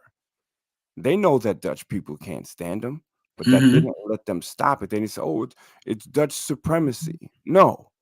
So if we look at some of the oldest black millionaires, female, I forgot her name. She had a hair product company. What was her name? Um, I just watched something on her like a couple of months ago. But we've been having black millionaires in America since right out of slavery. You know Mm-hmm. what I'm saying? So Mm-hmm. we can't be talking like it can't happen because the white man's gonna do this. Because then what you do is you make the white man Thanos, and then Mm. you make yourself some weakling that can't get it done. We have too many black millionaires, billionaires. We're integrated in every single part of American society, and this isn't because America loves us. We do this in spite of America's intrinsic hatred for black people, right? So our stance, it has always been a stance of defiance. That's why I rock this American flag, because I know they want to say, well, go back to Africa. Well, the Second Amendment says, MFer, come and try to make me. You Mm-hmm. understand what I'm saying? So we standing 10 toes down, and we're going to, or what we should be doing is taking advantage of the opportunities that our forefathers fought for. We are the most patriotic Americans there ever has been and ever will be. A lot of these Johnny come lately Americans, Eastern Europeans, uh, Italians, all these Johnny come latelys jump right in. And Italians weren't even considered white for a while. You know what I'm saying? Yeah, the There Irish was, too. there was issues between the so-called foundational white Americans who were here before Eastern European immigrants started coming. They had beef with each other, but they didn't allow that to stop them from integrating into the American society. We've allowed the bag to be taken from us because we built this white man up to a point where we're scared to move. Scared to move in spite of seeing black success all over, all around us. The Department of what is it? The Secretary of Defense, Black American man. How many black judges, how many black women judges and politics? We're in America. The thing is, we gotta take advantages of everything that we can and stop breathing life into this white man that's making us say, well, we can't do it. So because then at that point, then what are you doing? Are you just surviving or are you trying to thrive? Mm. The words that I use for America and its social construct is the white man built it, right? We helped build it under duress. But make no mistake, the white man's country that he built, he's going to have a level of home court advantage for his people. And that's what we're dealing with. We're the away team that was brought here against our will. But guess what? We're not going anywhere. To give a European perspective, after World War II, the Germans bombed the same city I'm in. No, during World War II. So what did the Dutch do? They got Turkish and they got Moroccan people to try to build it up. Kind of cheap labor, North African and Eastern and Asian cheap labor to build it up. These Dutch people don't want these Turks and Moroccans here. They really don't. However, these Turks and Moroccans say, yeah, dumbass, you invite men and women to build up your country. What you think we're going to do? We're going to make families. We're going to bring out families. And we're not going anywhere. What do? Turkish people, I'm telling you, when you see somebody driving a Bentley out here, when you see people driving Lamborghini Uruses out here, and they're not Dutch, they're Turkish because they're on a business grind. So we have to start looking at other people and saying, look, man, stop this whole woe is me, white supremacy, this and all of that, because it's stopping you from getting the bag. I don't have these weak ass conversations with my children. I talk to them about the fact that, yes, we are the most hated, but so what? Our ancestors had it worse. So either you're gonna get down or lay down. You know what I'm saying? We don't have this victim mentality because there's too much money out here. You can't get paid on an earth this big, you worthless kid. Nigga don't deserve to live. Shout out to Cameron off of SDE. Hey, man.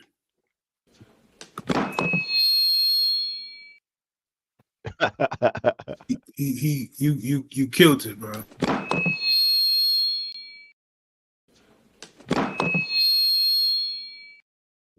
I mean, man, knocked it out the park. I totally agree, man. I mean, like that stuff that you're talking about, Bustetto, is not changing. It's not going anywhere.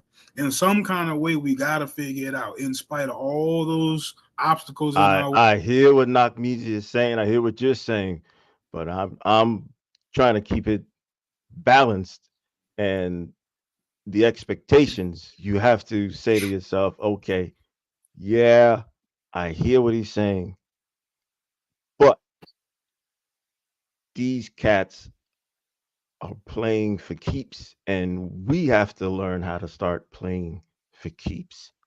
The same thing happened in England, after World War II. I don't even like to call it World War II. It's just white folks fighting white folks. This is what I was getting back to. They fighting over resources. So-called World War, and it's pretty much a bunch of white folks going at it. World War One, pretty much again, a bunch of white folks going at it. It's not the world, but they like to think of themselves as the world. So I don't even like using those terms, World War One, World War II. That's just them fighting each other. After, Britain, and trying to rebuild itself, what did they do? They had brothers and sisters from the Caribbean come up. They call them the Windrush generation. Had them come over to help rebuild England, and they were living there. Had families, businesses, everything. And you know what? I ain't gonna lie, yo. Not too long ago. Yeah, they decided, you know what? You guys aren't citizens, and started sending them back. Left, right, front, and center. I swear to you, I can't even focus on what you're saying right now. Knockmeezy came in here and dropped some serious ass game just now, bro. Like I kid you not.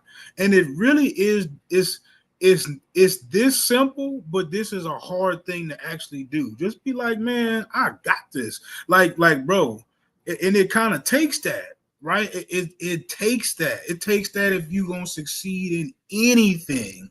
You gotta be like, man, I don't know what my obstacles are gonna be when I try this. I might succeed, I might fail, but I'm about to give it like my best. Yeah. Like you, so before I allow you to sit there and rattle off some historical, reasons why I should be afraid. I didn't say you should be afraid. I didn't say you should be You're afraid. basically about to I didn't convince say me. you should be afraid. I'm saying no, look, listen. You might not realize you're doing this, and which is not, I might be alerting you to something that you don't realize you're doing. But you're basically selling me that I'm going to fail before I even get started. I didn't. No, that's not what I said. That's what you actually doing. No. No. All right, go ahead. I'm gonna let you talk. I'm gonna let you talk. That's like sending your child out to go to the store and have them cut through a sundown town.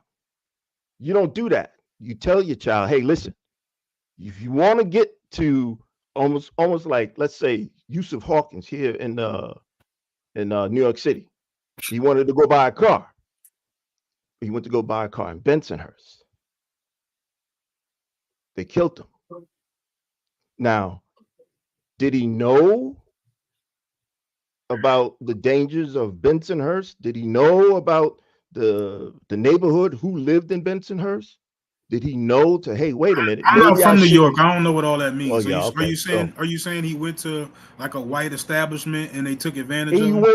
He went to basically a white part of town. Mm-hmm. And when he got stopped, hey, what are you doing here? He's like, well, I just went to go buy a car. I just, and that was the end of it. They jumped on him. A white mob attacked him. Mm-hmm. And they killed him out there. So what I'm saying is, you can have that approach of, I'm going to get mine. I'm going to do this. I'm going to do this no matter what obstacles come my way. But you might need that tap on the shoulder, say, hey, wait a minute. You have to understand this is also going to be there. This extra that maybe others don't have to deal with. This extra, because let's say if they were Africans who you ever heard of a term? You ever heard of the term like your attitude can determine your altitude? Yeah. See, like right now, I'll tell you this. Like right now, what you telling me is that my attitude, every time I think that I can persevere and actually do this, it sounds like you would be like that little angel or whatever figure on my shoulder. I'm trying not to say angel and demon, but you would be one of those little spokespersons on my shoulder. Be like, you know what? Hey, don't forget to be scared. No, it's not forget to be scared. It's don't forget to be extra prepared. Because if you know what preparation actually does for people, it gives them confidence. Yeah, but that's what I'm saying. Be extra prepared for. That's what confidence actually is being prepared. Yeah, be extra prepared for the BS, because you're not just a Turkish person, like you were saying. I think you were saying Holland, right? Dutch. You're not just a Turkish person. You're not just a what was the other group, Nakmizi, if you're still there? Yeah, I think Moroccan. You're not Moroccan, from North Africa, Moroccan. Imagine if you were identifiably not just the other, which Turkish and Moroccan are from the Dutch. I mean, they can look and say, okay, that's a Turkish, but there's a special type of hatred that Black people, identifiably Black people, get. You get that extra work just because. That's what I'm saying. There's an extra level that we get that others don't get. Others don't seem to get that, but we get that. So you have to know that. You can't go in there thinking, well, I'm an immigrant like this guy's an immigrant. No, you ain't.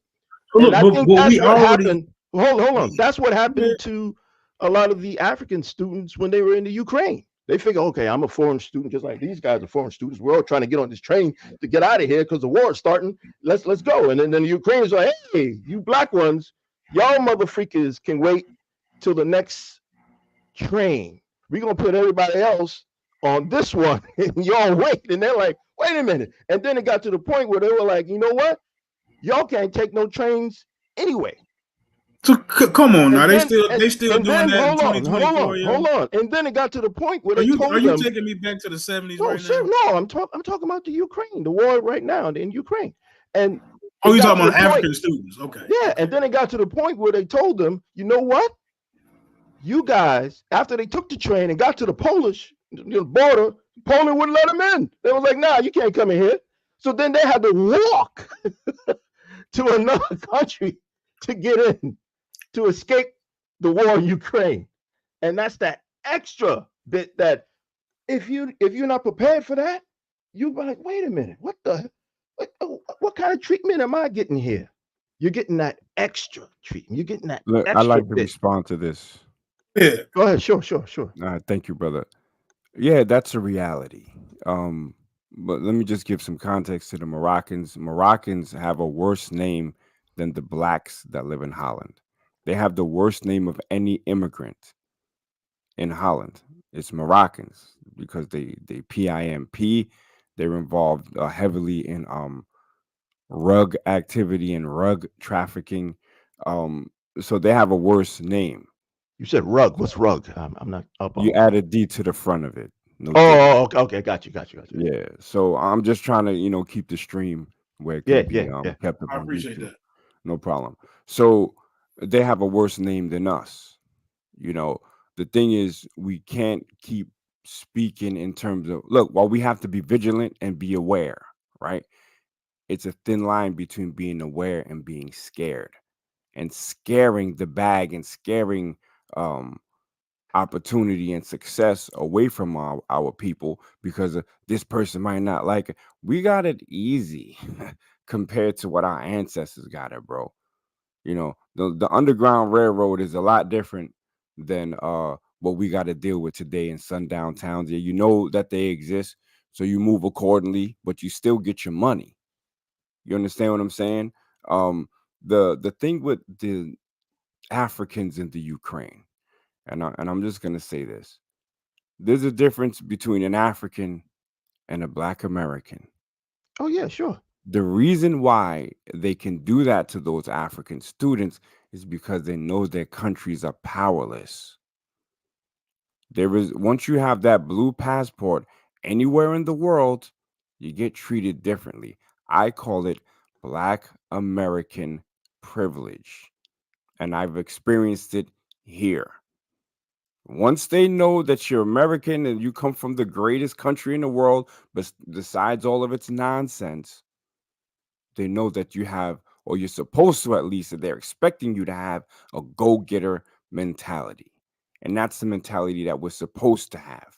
Yes, be aware, but don't scare your children, your family, your women into not being courageous enough like our ancestors to go get the bag. There's people that just don't like people.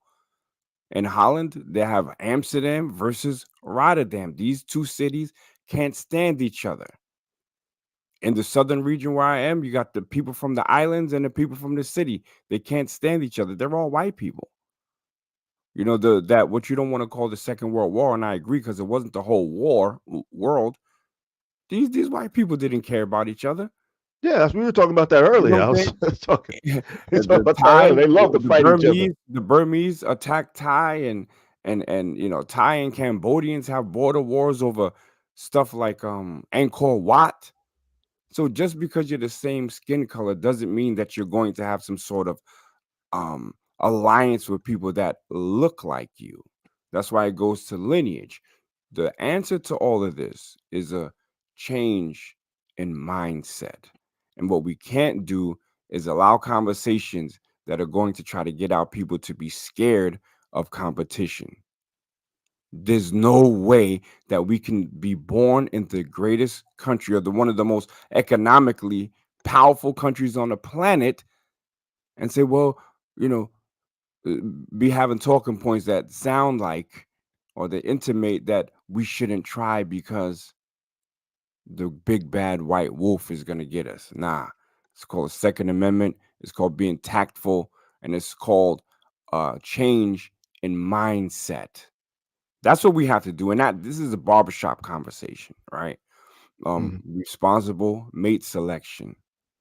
Stop just running up in anything, creating these single mamas, and then, or if the going gets rough with you and your lady, don't just run and like, I can't stand this chick, and now she gotta. Nah, we can't do that anymore. Once we have that, then we can start building on top of it. But you give me a community in America, and I'll show you their community. They're working together despite not being liked. The Italians weren't liked. The Eastern Europeans weren't like. We definitely weren't like. We weren't even considered humans or full humans. We were chattel. But this ain't 400 years ago, bro. They could try to think that they're gonna treat us like that, but you got to be standing 10 toes down and be one of those excellent black people that ain't having it. But you have to put in the work too. It's not going to be easy, man. I mean, you know, our reality is unique in the sense of our relationship with oppression and white supremacy, right? It's right in our backyard, right in our face, right? We're all aware of our social conditioning and some of our obstacles, right? But it's like, you know, I use a football analogy, right? Like we already know we down by 50 points, but it's like just because we down by 50 points, it's like we don't realize we still in the game, yo. We expect them to run the ball. They're trying to win.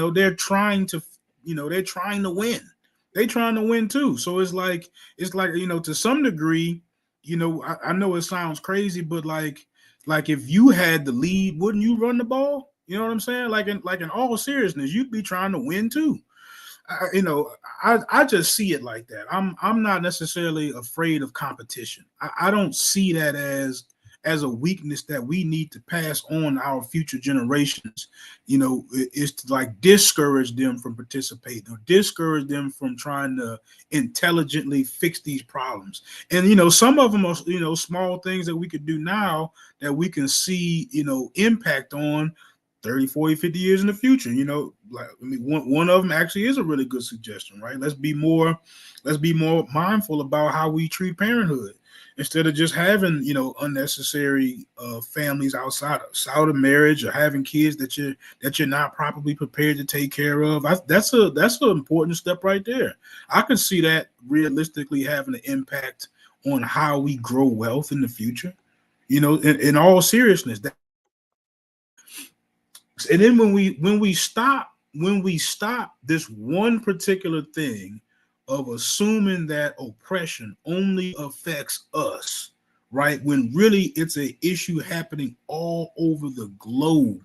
Brother, you gotta say that again. You gotta say that again, but louder, please. When we gotta, that's a mistake that we make when we think oppression only affects us. Our relationship to it is personal, right? It's right in our face. We see it every day, but we don't see issues like how he's talking about out there in Dutch, right? Where there's other faces of oppression, right?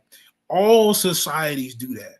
They all do that. We just happen to be in this unique situation here in America, but it does not mean we can't, that we have to just lay down and accept it for what it is. So every time I hear you say, and I'm talking about you, Bustetto, every time I hear you say, oh, we have to be mindful, I mean, we are mindful. We know it's right there, but that doesn't, like, the first step is usually the hardest step to take.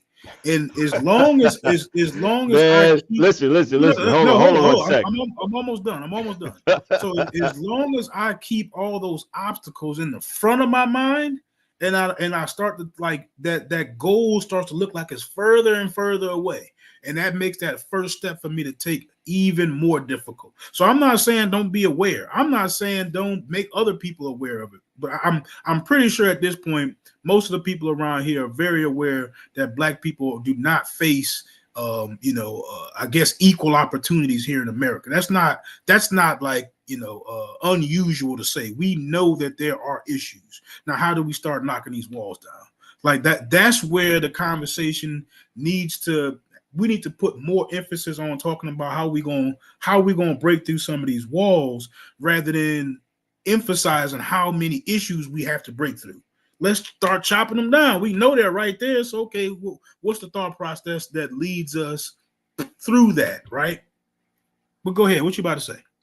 Yeah, I was just going to say, I've seen in corporate America, I've seen so many brothers and sisters who have gotten chopped down, who thought that, yeah, I'm on the right track. I've done this, I've done that.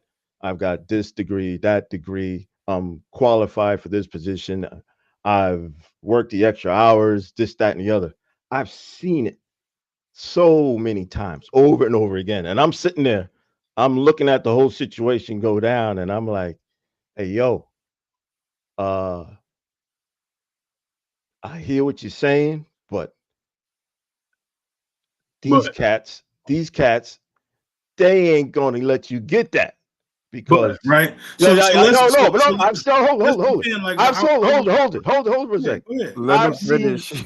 I have seen HR change the qualifications for a job just so that some Caucasian can come in and get to position who's not qualified. I have seen so much madness. I've seen black folks, grown black folks, cry. And I've had to say, listen, I hear it, I see it, but this is what you got to do. You got to do this, you got to do that, you got to do that, you got to do this. I tried to give them some pointers, like, listen, they're going to do this, they're going to do that. Make sure you got this I dotted, you got this T crossed. Make sure everything's on the up and up. You're good to go. You know, there's nothing they could say that could derail you from this. And I've seen them come out of the woodwork with some crazy madness. I'll give you an example of one time that shocked me. I thought I was in a twilight zone. There was a position open. The position called for the person to speak Spanish. My homeboy, he spoke Spanish. He was Mr. Puerto Rico, actually. I mean, he spoke Spanish. Born in Puerto Rico, his family was his uncle was famous Puerto Rican. All this. So he wrote Spanish, spoke it, everything, the whole nine. Everybody here, like the Puerto Rican flag in his cubicle, the whole nine, everything. They hired some white chick for this position. This chick did not know how to speak Spanish. The company actually had to pay for her to take Spanish lessons. And I said, what? How did she get that position? And I couldn't believe it. And he was sitting there saying, I don't know how I didn't get the position. I was like, yo, you got me, son. You got me. I couldn't figure it out. I to this day, it don't make no sense. The only thing that makes sense is she was white. They wanted her to have it. She lied on her application. She said she spoke Spanish and she didn't. And it came clearly evident that she didn't speak Spanish, but they, instead of firing her and saying, hey man, you know what, they actually went and started paying for her to take Spanish courses. And I was like, you gotta be kidding me. So what I'm saying is I hear what Nakmeezy's saying. I hear what you're saying. But you gotta prepare yourself for the bullshit because it's gonna come. It's gonna come. You may think, no. You know, I'm doing this, everything is flowing right, everything, and out of the blue, it will smack you upside your head. And if you're not prepared for that, all right, if you don't have that mental toughness to deal with that, it will destroy you.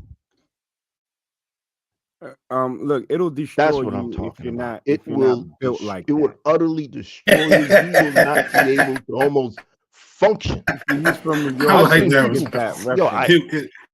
Hey, You what gotta happened? be What built happened? like Man, that. You gotta be people built just like can't that. commit back into Talking work. Scary talk, They're brother. crying, all types of madness. You talking scary talk, bro. And this is the kind of talk that we can't have. No, it's not When we have scary these talk. I'm not conversations, giving you when we scary have these talk. conversations, brother, what you didn't mention were the solutions. I offered a No, I'm mindset saying you change. gotta have the All mental right, brother. toughness All to right. deal You with it. see, one thing that I have is impeccable mic control. You should try to get some. If you notice, I'm the quietest one on the panel, and it's 3:30 in the morning. Exercise some of that, and let me finish my thought. See, we got to start with the basics, which is internal customer service. We got to start treating each other like we're on the same team if we are. So I want to know, what are your solutions? Because your narrative is fear based. I'm from No, it's Brooklyn. not I don't fear-based. I don't do I don't do fear based narratives. Fear and these are, oh, the white man is the boogeyman. I become Ghostbusters, bro. That's the type of energy we supposed to have, especially if you're from where we're from. And to give you some background on me, I went to Sister Clara Muhammad School, which was a spinoff of like a Nation of Islam school. I'm 50 years old, so I come from that whole. I was a kid in the pro-black era in New York City, so I know about. They didn't speak like this. Malcolm X, none of our leaders spoke like this. This scary talk. It's not I scary talk. wasn't raised to be scared of anyone, bro. It's not Anything that scary talk. any adversity is a challenge. I didn't We say are it the was most scary talk, resilient. though. We're the most resilient, the most rebellious set of people to ever walk the planet. We're not even supposed to exist. We're not even supposed to be as black as we are in terms of melanin and attitude, and it was supposed to be washed out. Once Western Europeans created the Industrial Revolution, that was supposed to be a wrap for us, bro. We're still here. We're survivors. Now, the thing is not to just survive. The thing is to thrive. And you cannot thrive with a defeatist, fear-based attitude. So I'm going to pass the mic to you, and I want to know from you, not only after awareness and knowing that this can happen because we all get that, what are your solutions? Tired of hearing about the fear-based problems, brother. What are your solutions? It's not fear-based problems. The solution is to understand that you can have stuff come from out of left field. You have to understand that it has happened to plenty of others No, we going get back that, brother. through We get time. it. What are the So solutions? We I'm get it. saying to be aware of it. Awareness is aware not a of it. solution, brother. Yes, What it are is. your It's how you solutions? prepare. How you prepare for the battle. You don't go into the battle saying, okay, these are the rules of the game, and this is how it works. And then halfway through the game, they change the rules on you. You have to know that that's coming. Banter. More No, it's not fear-based banter. banter. It's not fear-based What are the banter. solutions? You're talking The about being solution prepared, is brother. to know Prepared for what? is to know of that. Is to No, know but that could knowing happen. is half the battle. Shout out to G.I. Exactly. Joe. But you have Knowing to is only know half the about it. battle. Now, But you what do have you to do know to win of the it. war? Say that again. Go ahead. Knowing is only half the battle. Shout out to G.I. Joe. Now, what do you do to win the war? You're talking about knowing. All right, yeah, we know it's painfully obvious who the ops are. But how do you have success knowing that there's going to be speed bumps? Okay. How? I already said I gave mine. I gave like a couple of points too.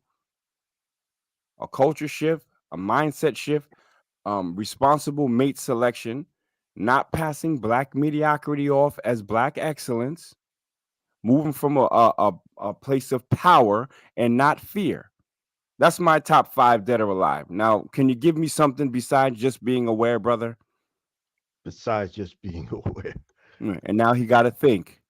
We can't afford to have brothers who have a defeatist attitude and give them platforms to spread their fear. You're scary. Wait a minute. It's 3 what? It's 3:45. It's 3:45 where you at?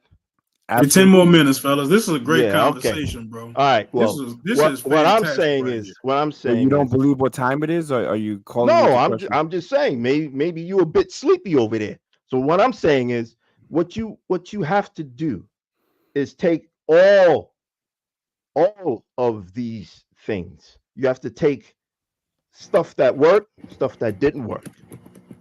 You're speaking ambiguously. I don't know what stuff is. I don't know what all is. I'm asking for specificity, sir. Specificity. And now the crickets come out singing. Okay. Yeah. You want come on, fear cricket. Go on. You want solutions to how you should do things. All right. I gave mine. Now I want to hear yours. You gave yours and I've been trying to get this info for 10 minutes. I didn't write down what you gave, but you gave yours about not producing kids out of wedlock. That's one nothing of them. new. Yes, that's one of them. Nothing new. No, that's one of them, and it's called that's responsible mate selection. Yeah, but that's nothing new. No, wait, but you're skipping over the first one, sir. You're skipping over the first one.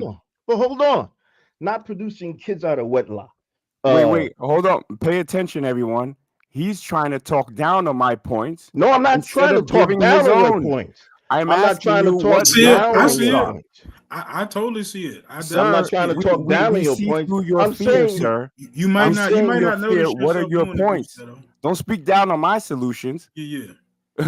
Because I'm a business owner. I speak 5 languages. I get it where I live globally. So I'll run circles around you in terms of Black empowerment, in terms of how we do it, in terms of mindset. I started a group that invests in the Black community. So you're dealing with a heavyweight, sir. Maybe you should listen to the other shows I've been on. What he's saying is instead of critiquing his idea, right, which might not be a perfect solution in your eyes, what do you consider as a solution, right? So that coworker that you say that you consoled, right? They came to you, they had an issue, they were crying, stuff unfair. How long was it? Dropping out. You're dropping out. Hold on, you dropped out. Say that again. All right. Now, so like your coworker that you you had to calm them down because they went through something unfair with HR, right? At some point, you need to be more encouraging for her to push through, right? She can't just quit just because it was unfair here. She might have to try. Unfortunately, she might have to try 10 more times. But there's no reason for her to quit. No reason. If I wanted to start my own cultural enclave and I came to you and I say, man, what do you think I should do? You know what you would tell me? Exactly what you're telling me now.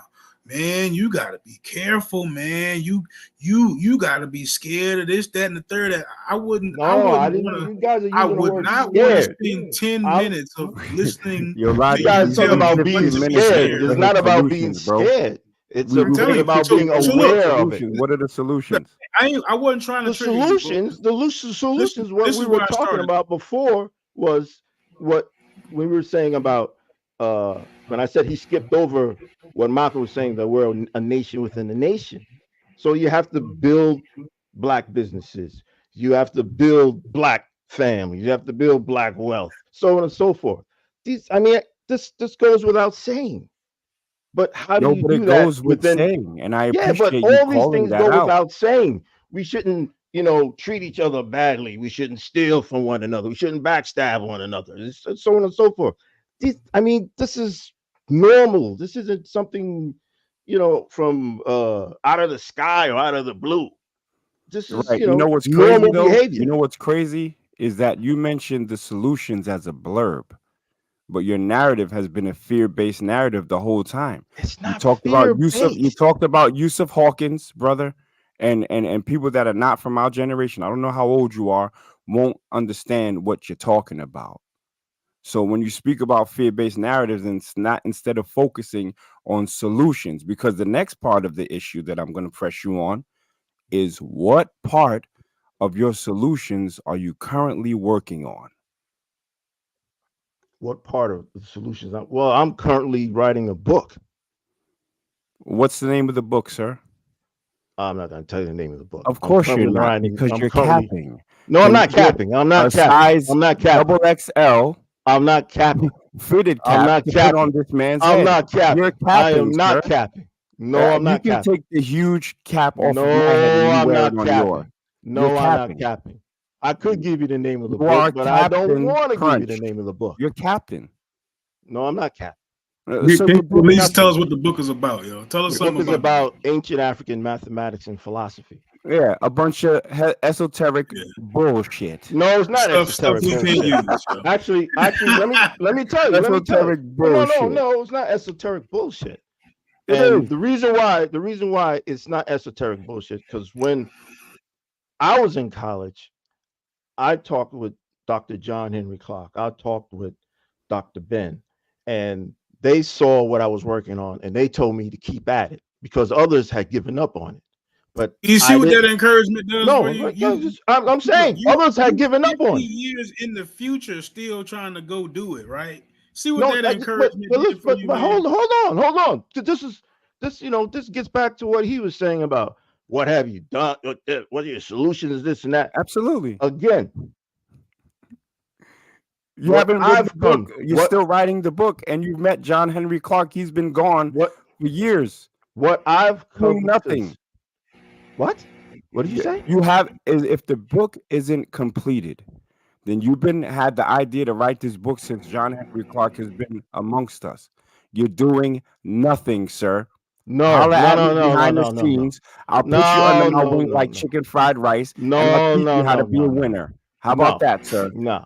Drop the loser attitude. No, it's not a loser attitude. Drop the. And I tell you what, sir, when I release the book, I'll put you in it on the last page. All right. Sir, just send me a copy so I can wipe my ass with it. I don't need your old antiquated book, sir. See, now you're I'm about saying getting old this money. antiquated book. I'm about teaching. I ain't mean to laugh at that, babies. Booster, though. I'm about teaching the No, it's babies. okay. It's okay. It's okay. It's okay to laugh. It's okay to laugh. It's all right. It's all right. Because I know what I was charged to do, and I'm gonna get it done, no matter what. No matter what you say, he says, whatever. You know, I want to laugh about it, no problem. And that's what what you guys are talking about, perseverance and no matter what, no matter this, that, and the other. I don't mind. It's cool. You gotta be able to take it. now, you gotta be able to take it. You gotta be able to take it. And I have no problem with that. Excuse me? You in Bmore or you in New York? I'm in New York. All right. Yeah, brother. So what we have to do is hold our brothers accountable for action. If you're gonna get up here and speak, then you have to have a track record, or at least your talking points can't be 90% fear and 10% solution. And once we get to the solution conversations, we have to decide what side you're on. Are you on the side that are executing your solutions, or are you on the side that needs to get down with someone who's already doing that? I'm executing my solutions. If you don't think so, go look at my website and you see. No, wait. If it's a book, that's cool. No. I'm just saying. You can talk about execute. Go look at my website and see how I. What's your website, sir? What's your website? Well, I shouldn't say website. Go look at my YouTube page and see. And, you don't have an actual website? Okay. I actually do have the domain, but I haven't put it up yet. That's for the book. Cool. So a bunch of coulda, shoulda, woulda. That's for the book. No, that's for the book. And this is why the youth frown on the older generation in my generation. They say y'all old ends ain't do nothing. You're just talking this incense and black soap talk, and you're not getting busy in the streets. What are you talking about? I just told you to go look at. Have you looked at my YouTube page? Sir, there are children, there are young black men that live in proximity to me that need jobs. They need to learn how to get into the industry that I'm in. They need trades. That's what I'm about. Okay. I don't need to read some damn old ass antiquated book about some black bullshit from the 1960s. And while you're doing that, let me explain something to you. Hold on. While you're writing a book, there's an old white man that's handing his company to a younger white man that he created with his wife. This is what we need to be focusing on, not what Kundalini, Kumbaya, Kwanzaa nonsense that you're talking about. No, see, See right Yeah. there. Have you been to the You're continent, sir? you're Have you just been to the about it continent? seems, hold on. It seems to me that you're just about money and the hell with everything else. There's no cultural foundation to why you're getting the money. You're just getting the money, and then you're getting a Bentley, you're getting a Urus, you're getting a big house. You don't know why, but you're just doing it because that's what everybody else is doing, which is the dumbest shit I've ever heard. Excuse my language. No, that's cool. I can take it. No diddy. But let me just gently remind you, sir, that the solution points that I gave, I didn't speak about how much money you made. The first one I said was a change in mindset, sir. You see it? You see how easy this is? You're not even in my league to have the conversation, sir. Hit me up on the back end, and I'll It's teach you. crazy that I think you I said think it's kind of that simple too, yo. you said Change you your said attitude, change your yeah, altitude. but the changing the mindset is for what? I put To it to get you like money? this. To No, get money to do what? We've gotten black folks who are billionaires, millionaires, and what do they do with their money? You need the money to acquire assets so you can pass it down, right? You give your kids and the future generations a head start. True. That's why you need. That's why you need the money. But so what? I mean, based part, on look. I'll let you, go ahead. I'm gonna be short, right? And we only got a couple more minutes because I'm trying to keep this around 2 hours. I don't want to get too close to that 2 minute, 2:30. Plus, knock me easy going to bed, man. Man, it's been a really, really, really, really healthy conversation on both sides. I think both of you guys actually did a good job of at least presenting your argument, articulating it. Your points are clear, right? Now, regardless of who I wound up agreeing with, me personally, I was already saying what Knockmeezy is saying. Knockmeezy just came in and kind of doubled down on a lot of the points that I was already making. But yes, I really like the whole let's not be so afraid, right? We understand that this stuff is out there. But if I had to be honest, right, listening to everything that you're saying, I would say it's almost like they took the fight out of you a little bit, Bustetto. Right, like we understand that there are obstacles, but based on everything that you're saying, I wouldn't give you the ball in the fourth quarter. I wouldn't do it. You ain't running hard enough. Like, I'm just being real with you. Like, that's how I see it. You know what I'm saying? You're not mentally ready to go full steam ahead. You looking at their defensive line like, dang, look how big they are. You looking at their linebackers like, man, them dudes is fast, boy. You saw how the wide receiver just got hit because he went over the middle. You looking a little shaky out there right now. I disagree with you. Analogy, bro. I disagree with you with that. I He's disagree with making you us with the that. bad news bears. No, I disagree with you with that. A little shaky out there right now. No, I disagree with you with that. The thing that I'm saying is I've been in these situations. I've been in, and I've handed off the ball. So, okay, all right, it's your turn to run. Gave the ball, and dude went running, and next thing you know, it was like, yeah, okay, this happened. And I'm like, well, wait a minute. Don't you remember I told you these guys like to cheat and they do such and such and such and such? Didn't you remember? Don't you remember that? And I'm like, dang, I didn't think they would do that. And I'm like, well, yeah, you have to take that into account. You have to, because that's why they keep winning, supposedly. That's why it appears that they keep winning. Because they keep scoring. They keep scoring. But scoring. Yeah, well, they keep scoring. Because we don't take those things into account. We don't think that they would say this and then do that. It's like, no, I heard them say this, but they flipped it and did that. And it's like, wow, I can't believe that happened. On an international level, since you guys are talking about sports, if you remember in 2021, I don't know if you guys watch Formula One, the current world champion back then was Lewis Hamilton. He was from Britain, right? Black. He was half black. His father's from the Grenada. His mom was from England. He had like 7 world championships, Formula One. He was about to get his 8th in the last race of the season, going up against some white kid. He was about to get his 8th, which breaks the record of 7, which was held by Michael Schumacher, right? At the last race of the season, you know what these white folks did?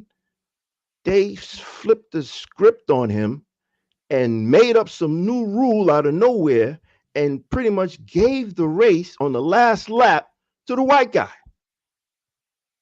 Do you Now know the white guy's nobody, name, nobody, sir? So yeah, what Max that mean? Verstappen, No, Max it- Verstappen, That no, means you ain't Max never Verstappen, raced. no, It's no, Max Verstappen. Max who's from Verstappen, I said Holland. it.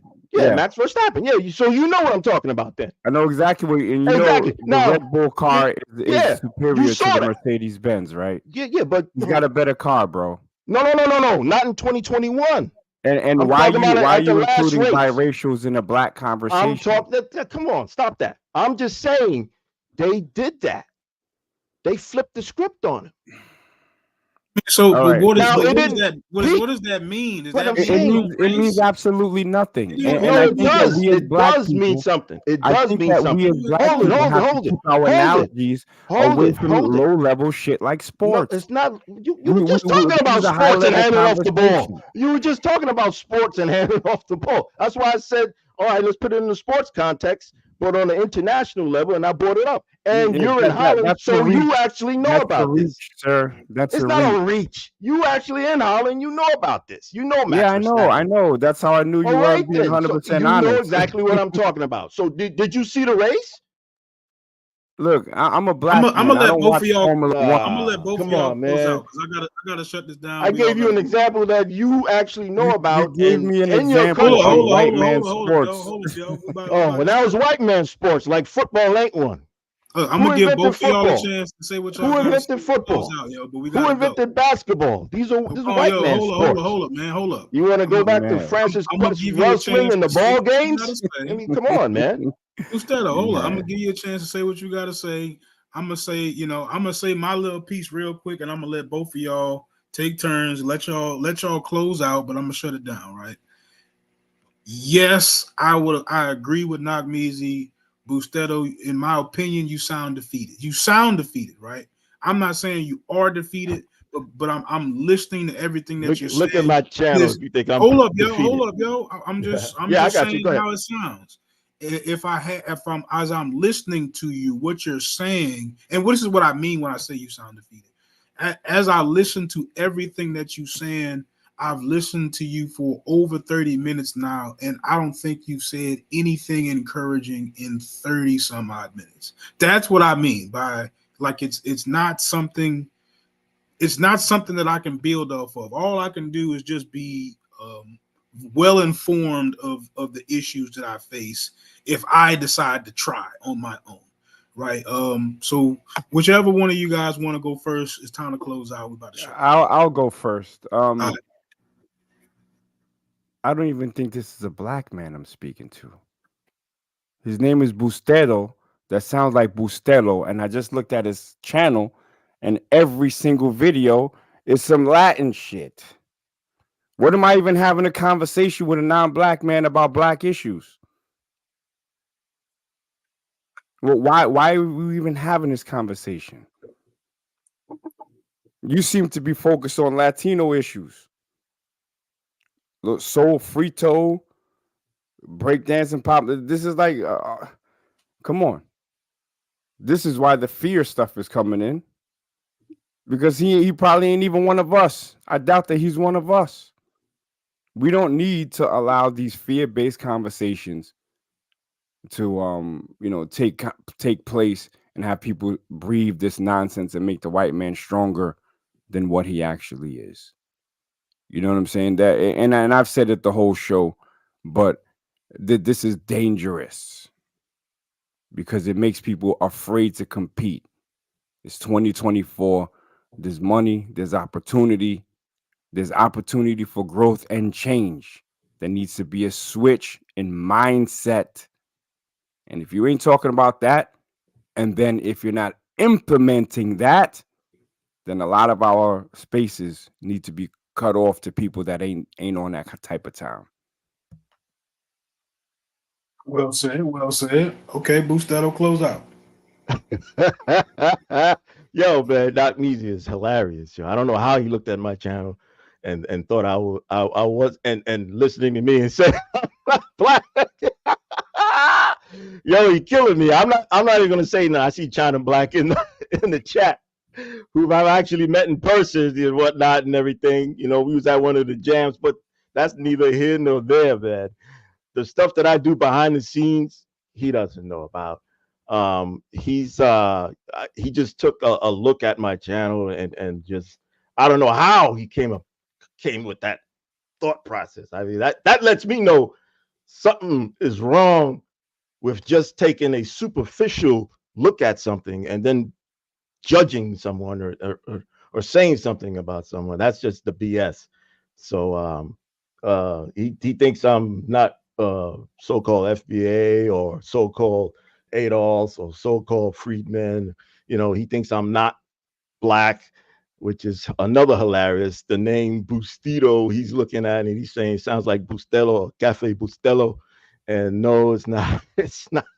It's not at all.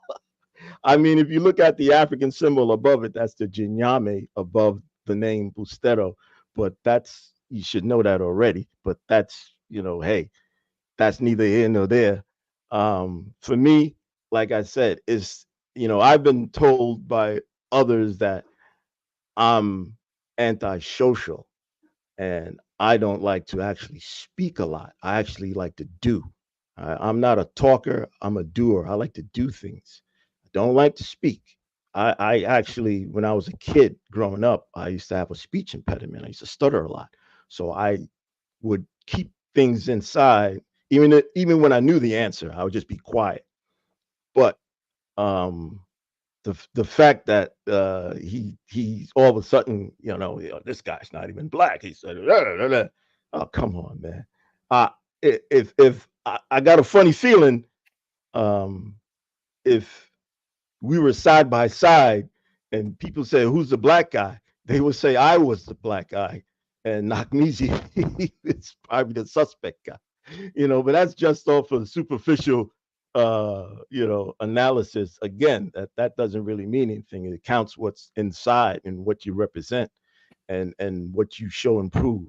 And I think I have definitely shown and prove. The thing is, I'm probably older than Nakmizi. I think I'm older than uh I want to say, yeah, Logic. I was getting ready to say Omeg Head, but that's from Nakmizi. I'm older than you guys probably. I was born in the 60s. So I have a little bit more wisdom, a little bit more knowledge, and I've seen how things go down. Now, I'm not afraid. It's just I've seen how things go down and I've seen how things go left real fast. And I've seen the results when people aren't prepared for those outcomes. I've seen it happen time and time and time again. I'm not afraid of it. I'm not scared of it. It's just that I'm saying to some of the younger cats coming up, hey, go out there, do your thing. But guess what? Be prepared for the bullshit when it comes. Don't just go out there and think, yeah, I got the grades. Yeah, I've got the degrees. Yeah, I've got the PhD. Yeah, everything is right. I've never been arrested. I've never. I don't have kids. All these things that people want to put. Yeah, my credit score is 800 and such. Yeah, I've got the house. I got the car. I've got everything. But if you don't have the cultural impotence, if you don't have that inside of you, then why are you doing these things other than, well, this is just what everybody else is doing. This is just what everybody else is striving to do. This is just, what the game is now. The game is to get the money. The game is to have multiple streams of income. That's how you do it. Yeah, okay, that's how you do it. Then what? Then what? What happens if someone comes and takes that? What do you have in your tank to get you over that hump, to get you to pull yourself up by your bootstraps, literally, and get to the next level?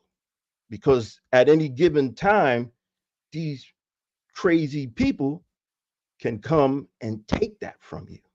So then what do? You may not see it coming. You may think you're focusing on, the powers that be, the police, the judges, the court system, white folks, the government, and it'll be your own folks that come and take it from you. They'll hate on you. They'll bring you down. Then what do when you don't even have your own folks to rely on? So I've seen so many different permutations of things happen. You have to be prepared for all of those. You can't send the kids out there thinking, like my generation, and hey, you know, in the 70s, I was, product of the Head Start program and all that benefits of the civil rights, all that. We were sent out there. Hey, bus go to this school, white folks, da da da da da. Everything's equal.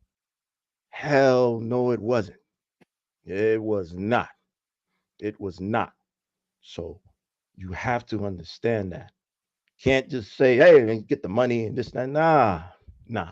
You get the money and everything else, then what? What do you do now that you have the money? Do you do what they do? Or do you do what you should do for your people?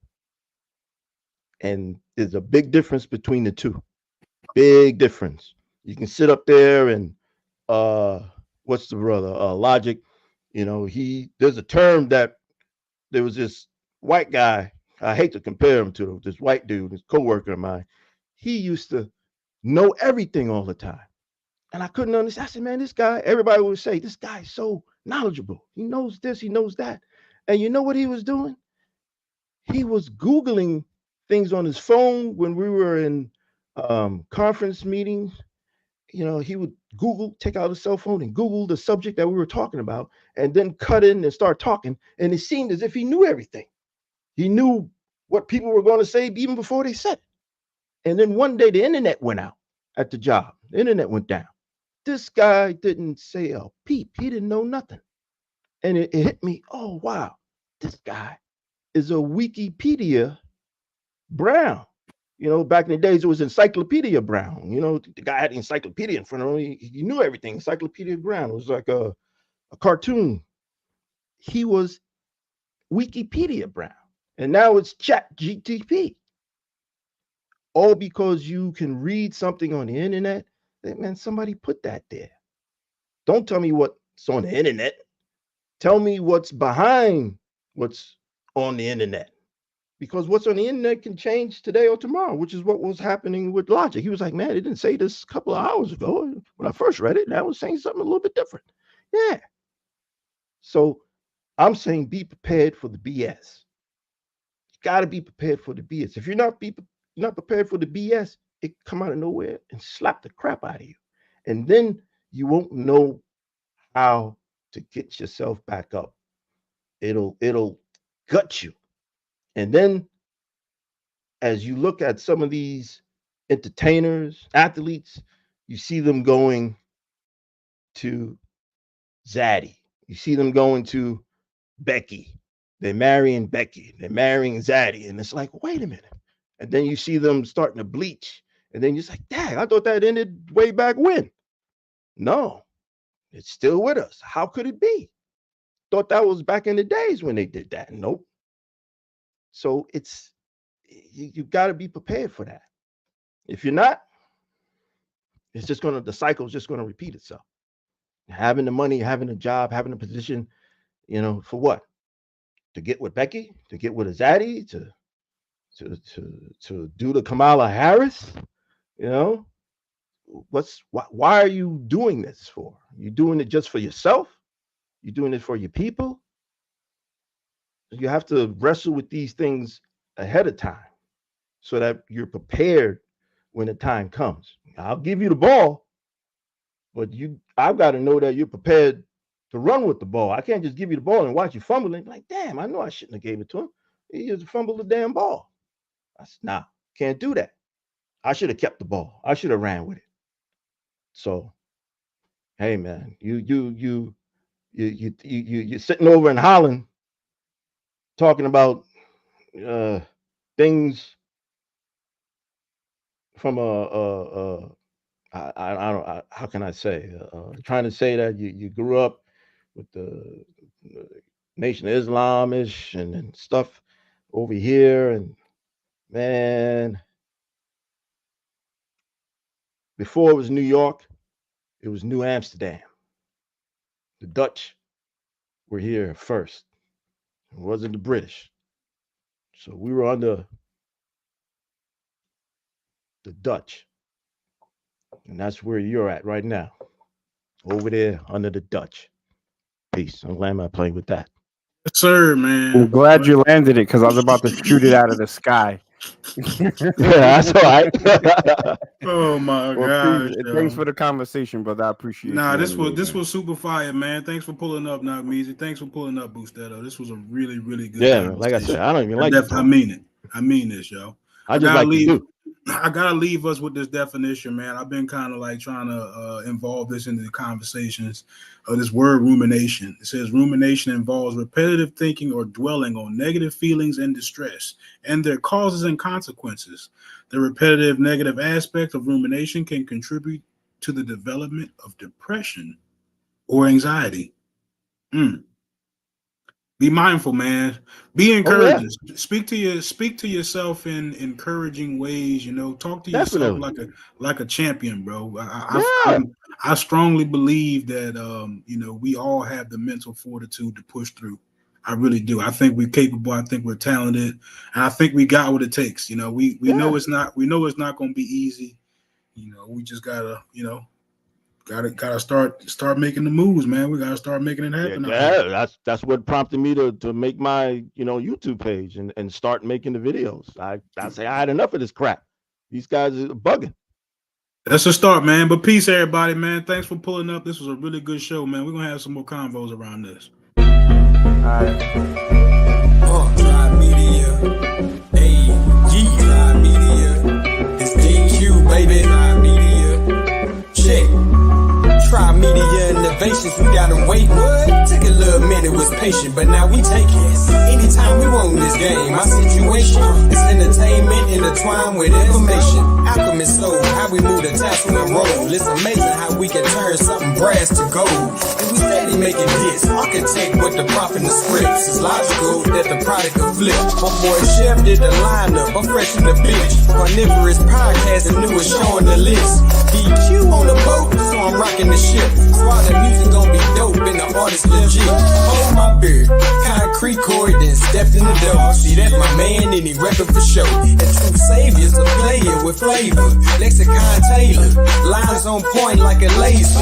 We need that paper, we building the vault. Cause you niggas don't listen, y'all be waiting to talk. Lack accountability and try to make it our fault. But opposing us is trying to arm wrestle the hawk. You coming up short on your re-up, nigga we up.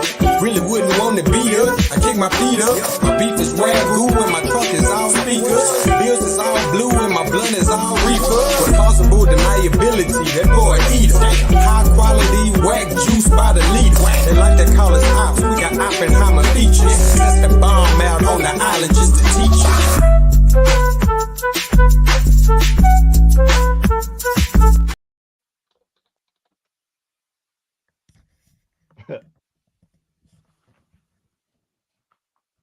You still there, Logic?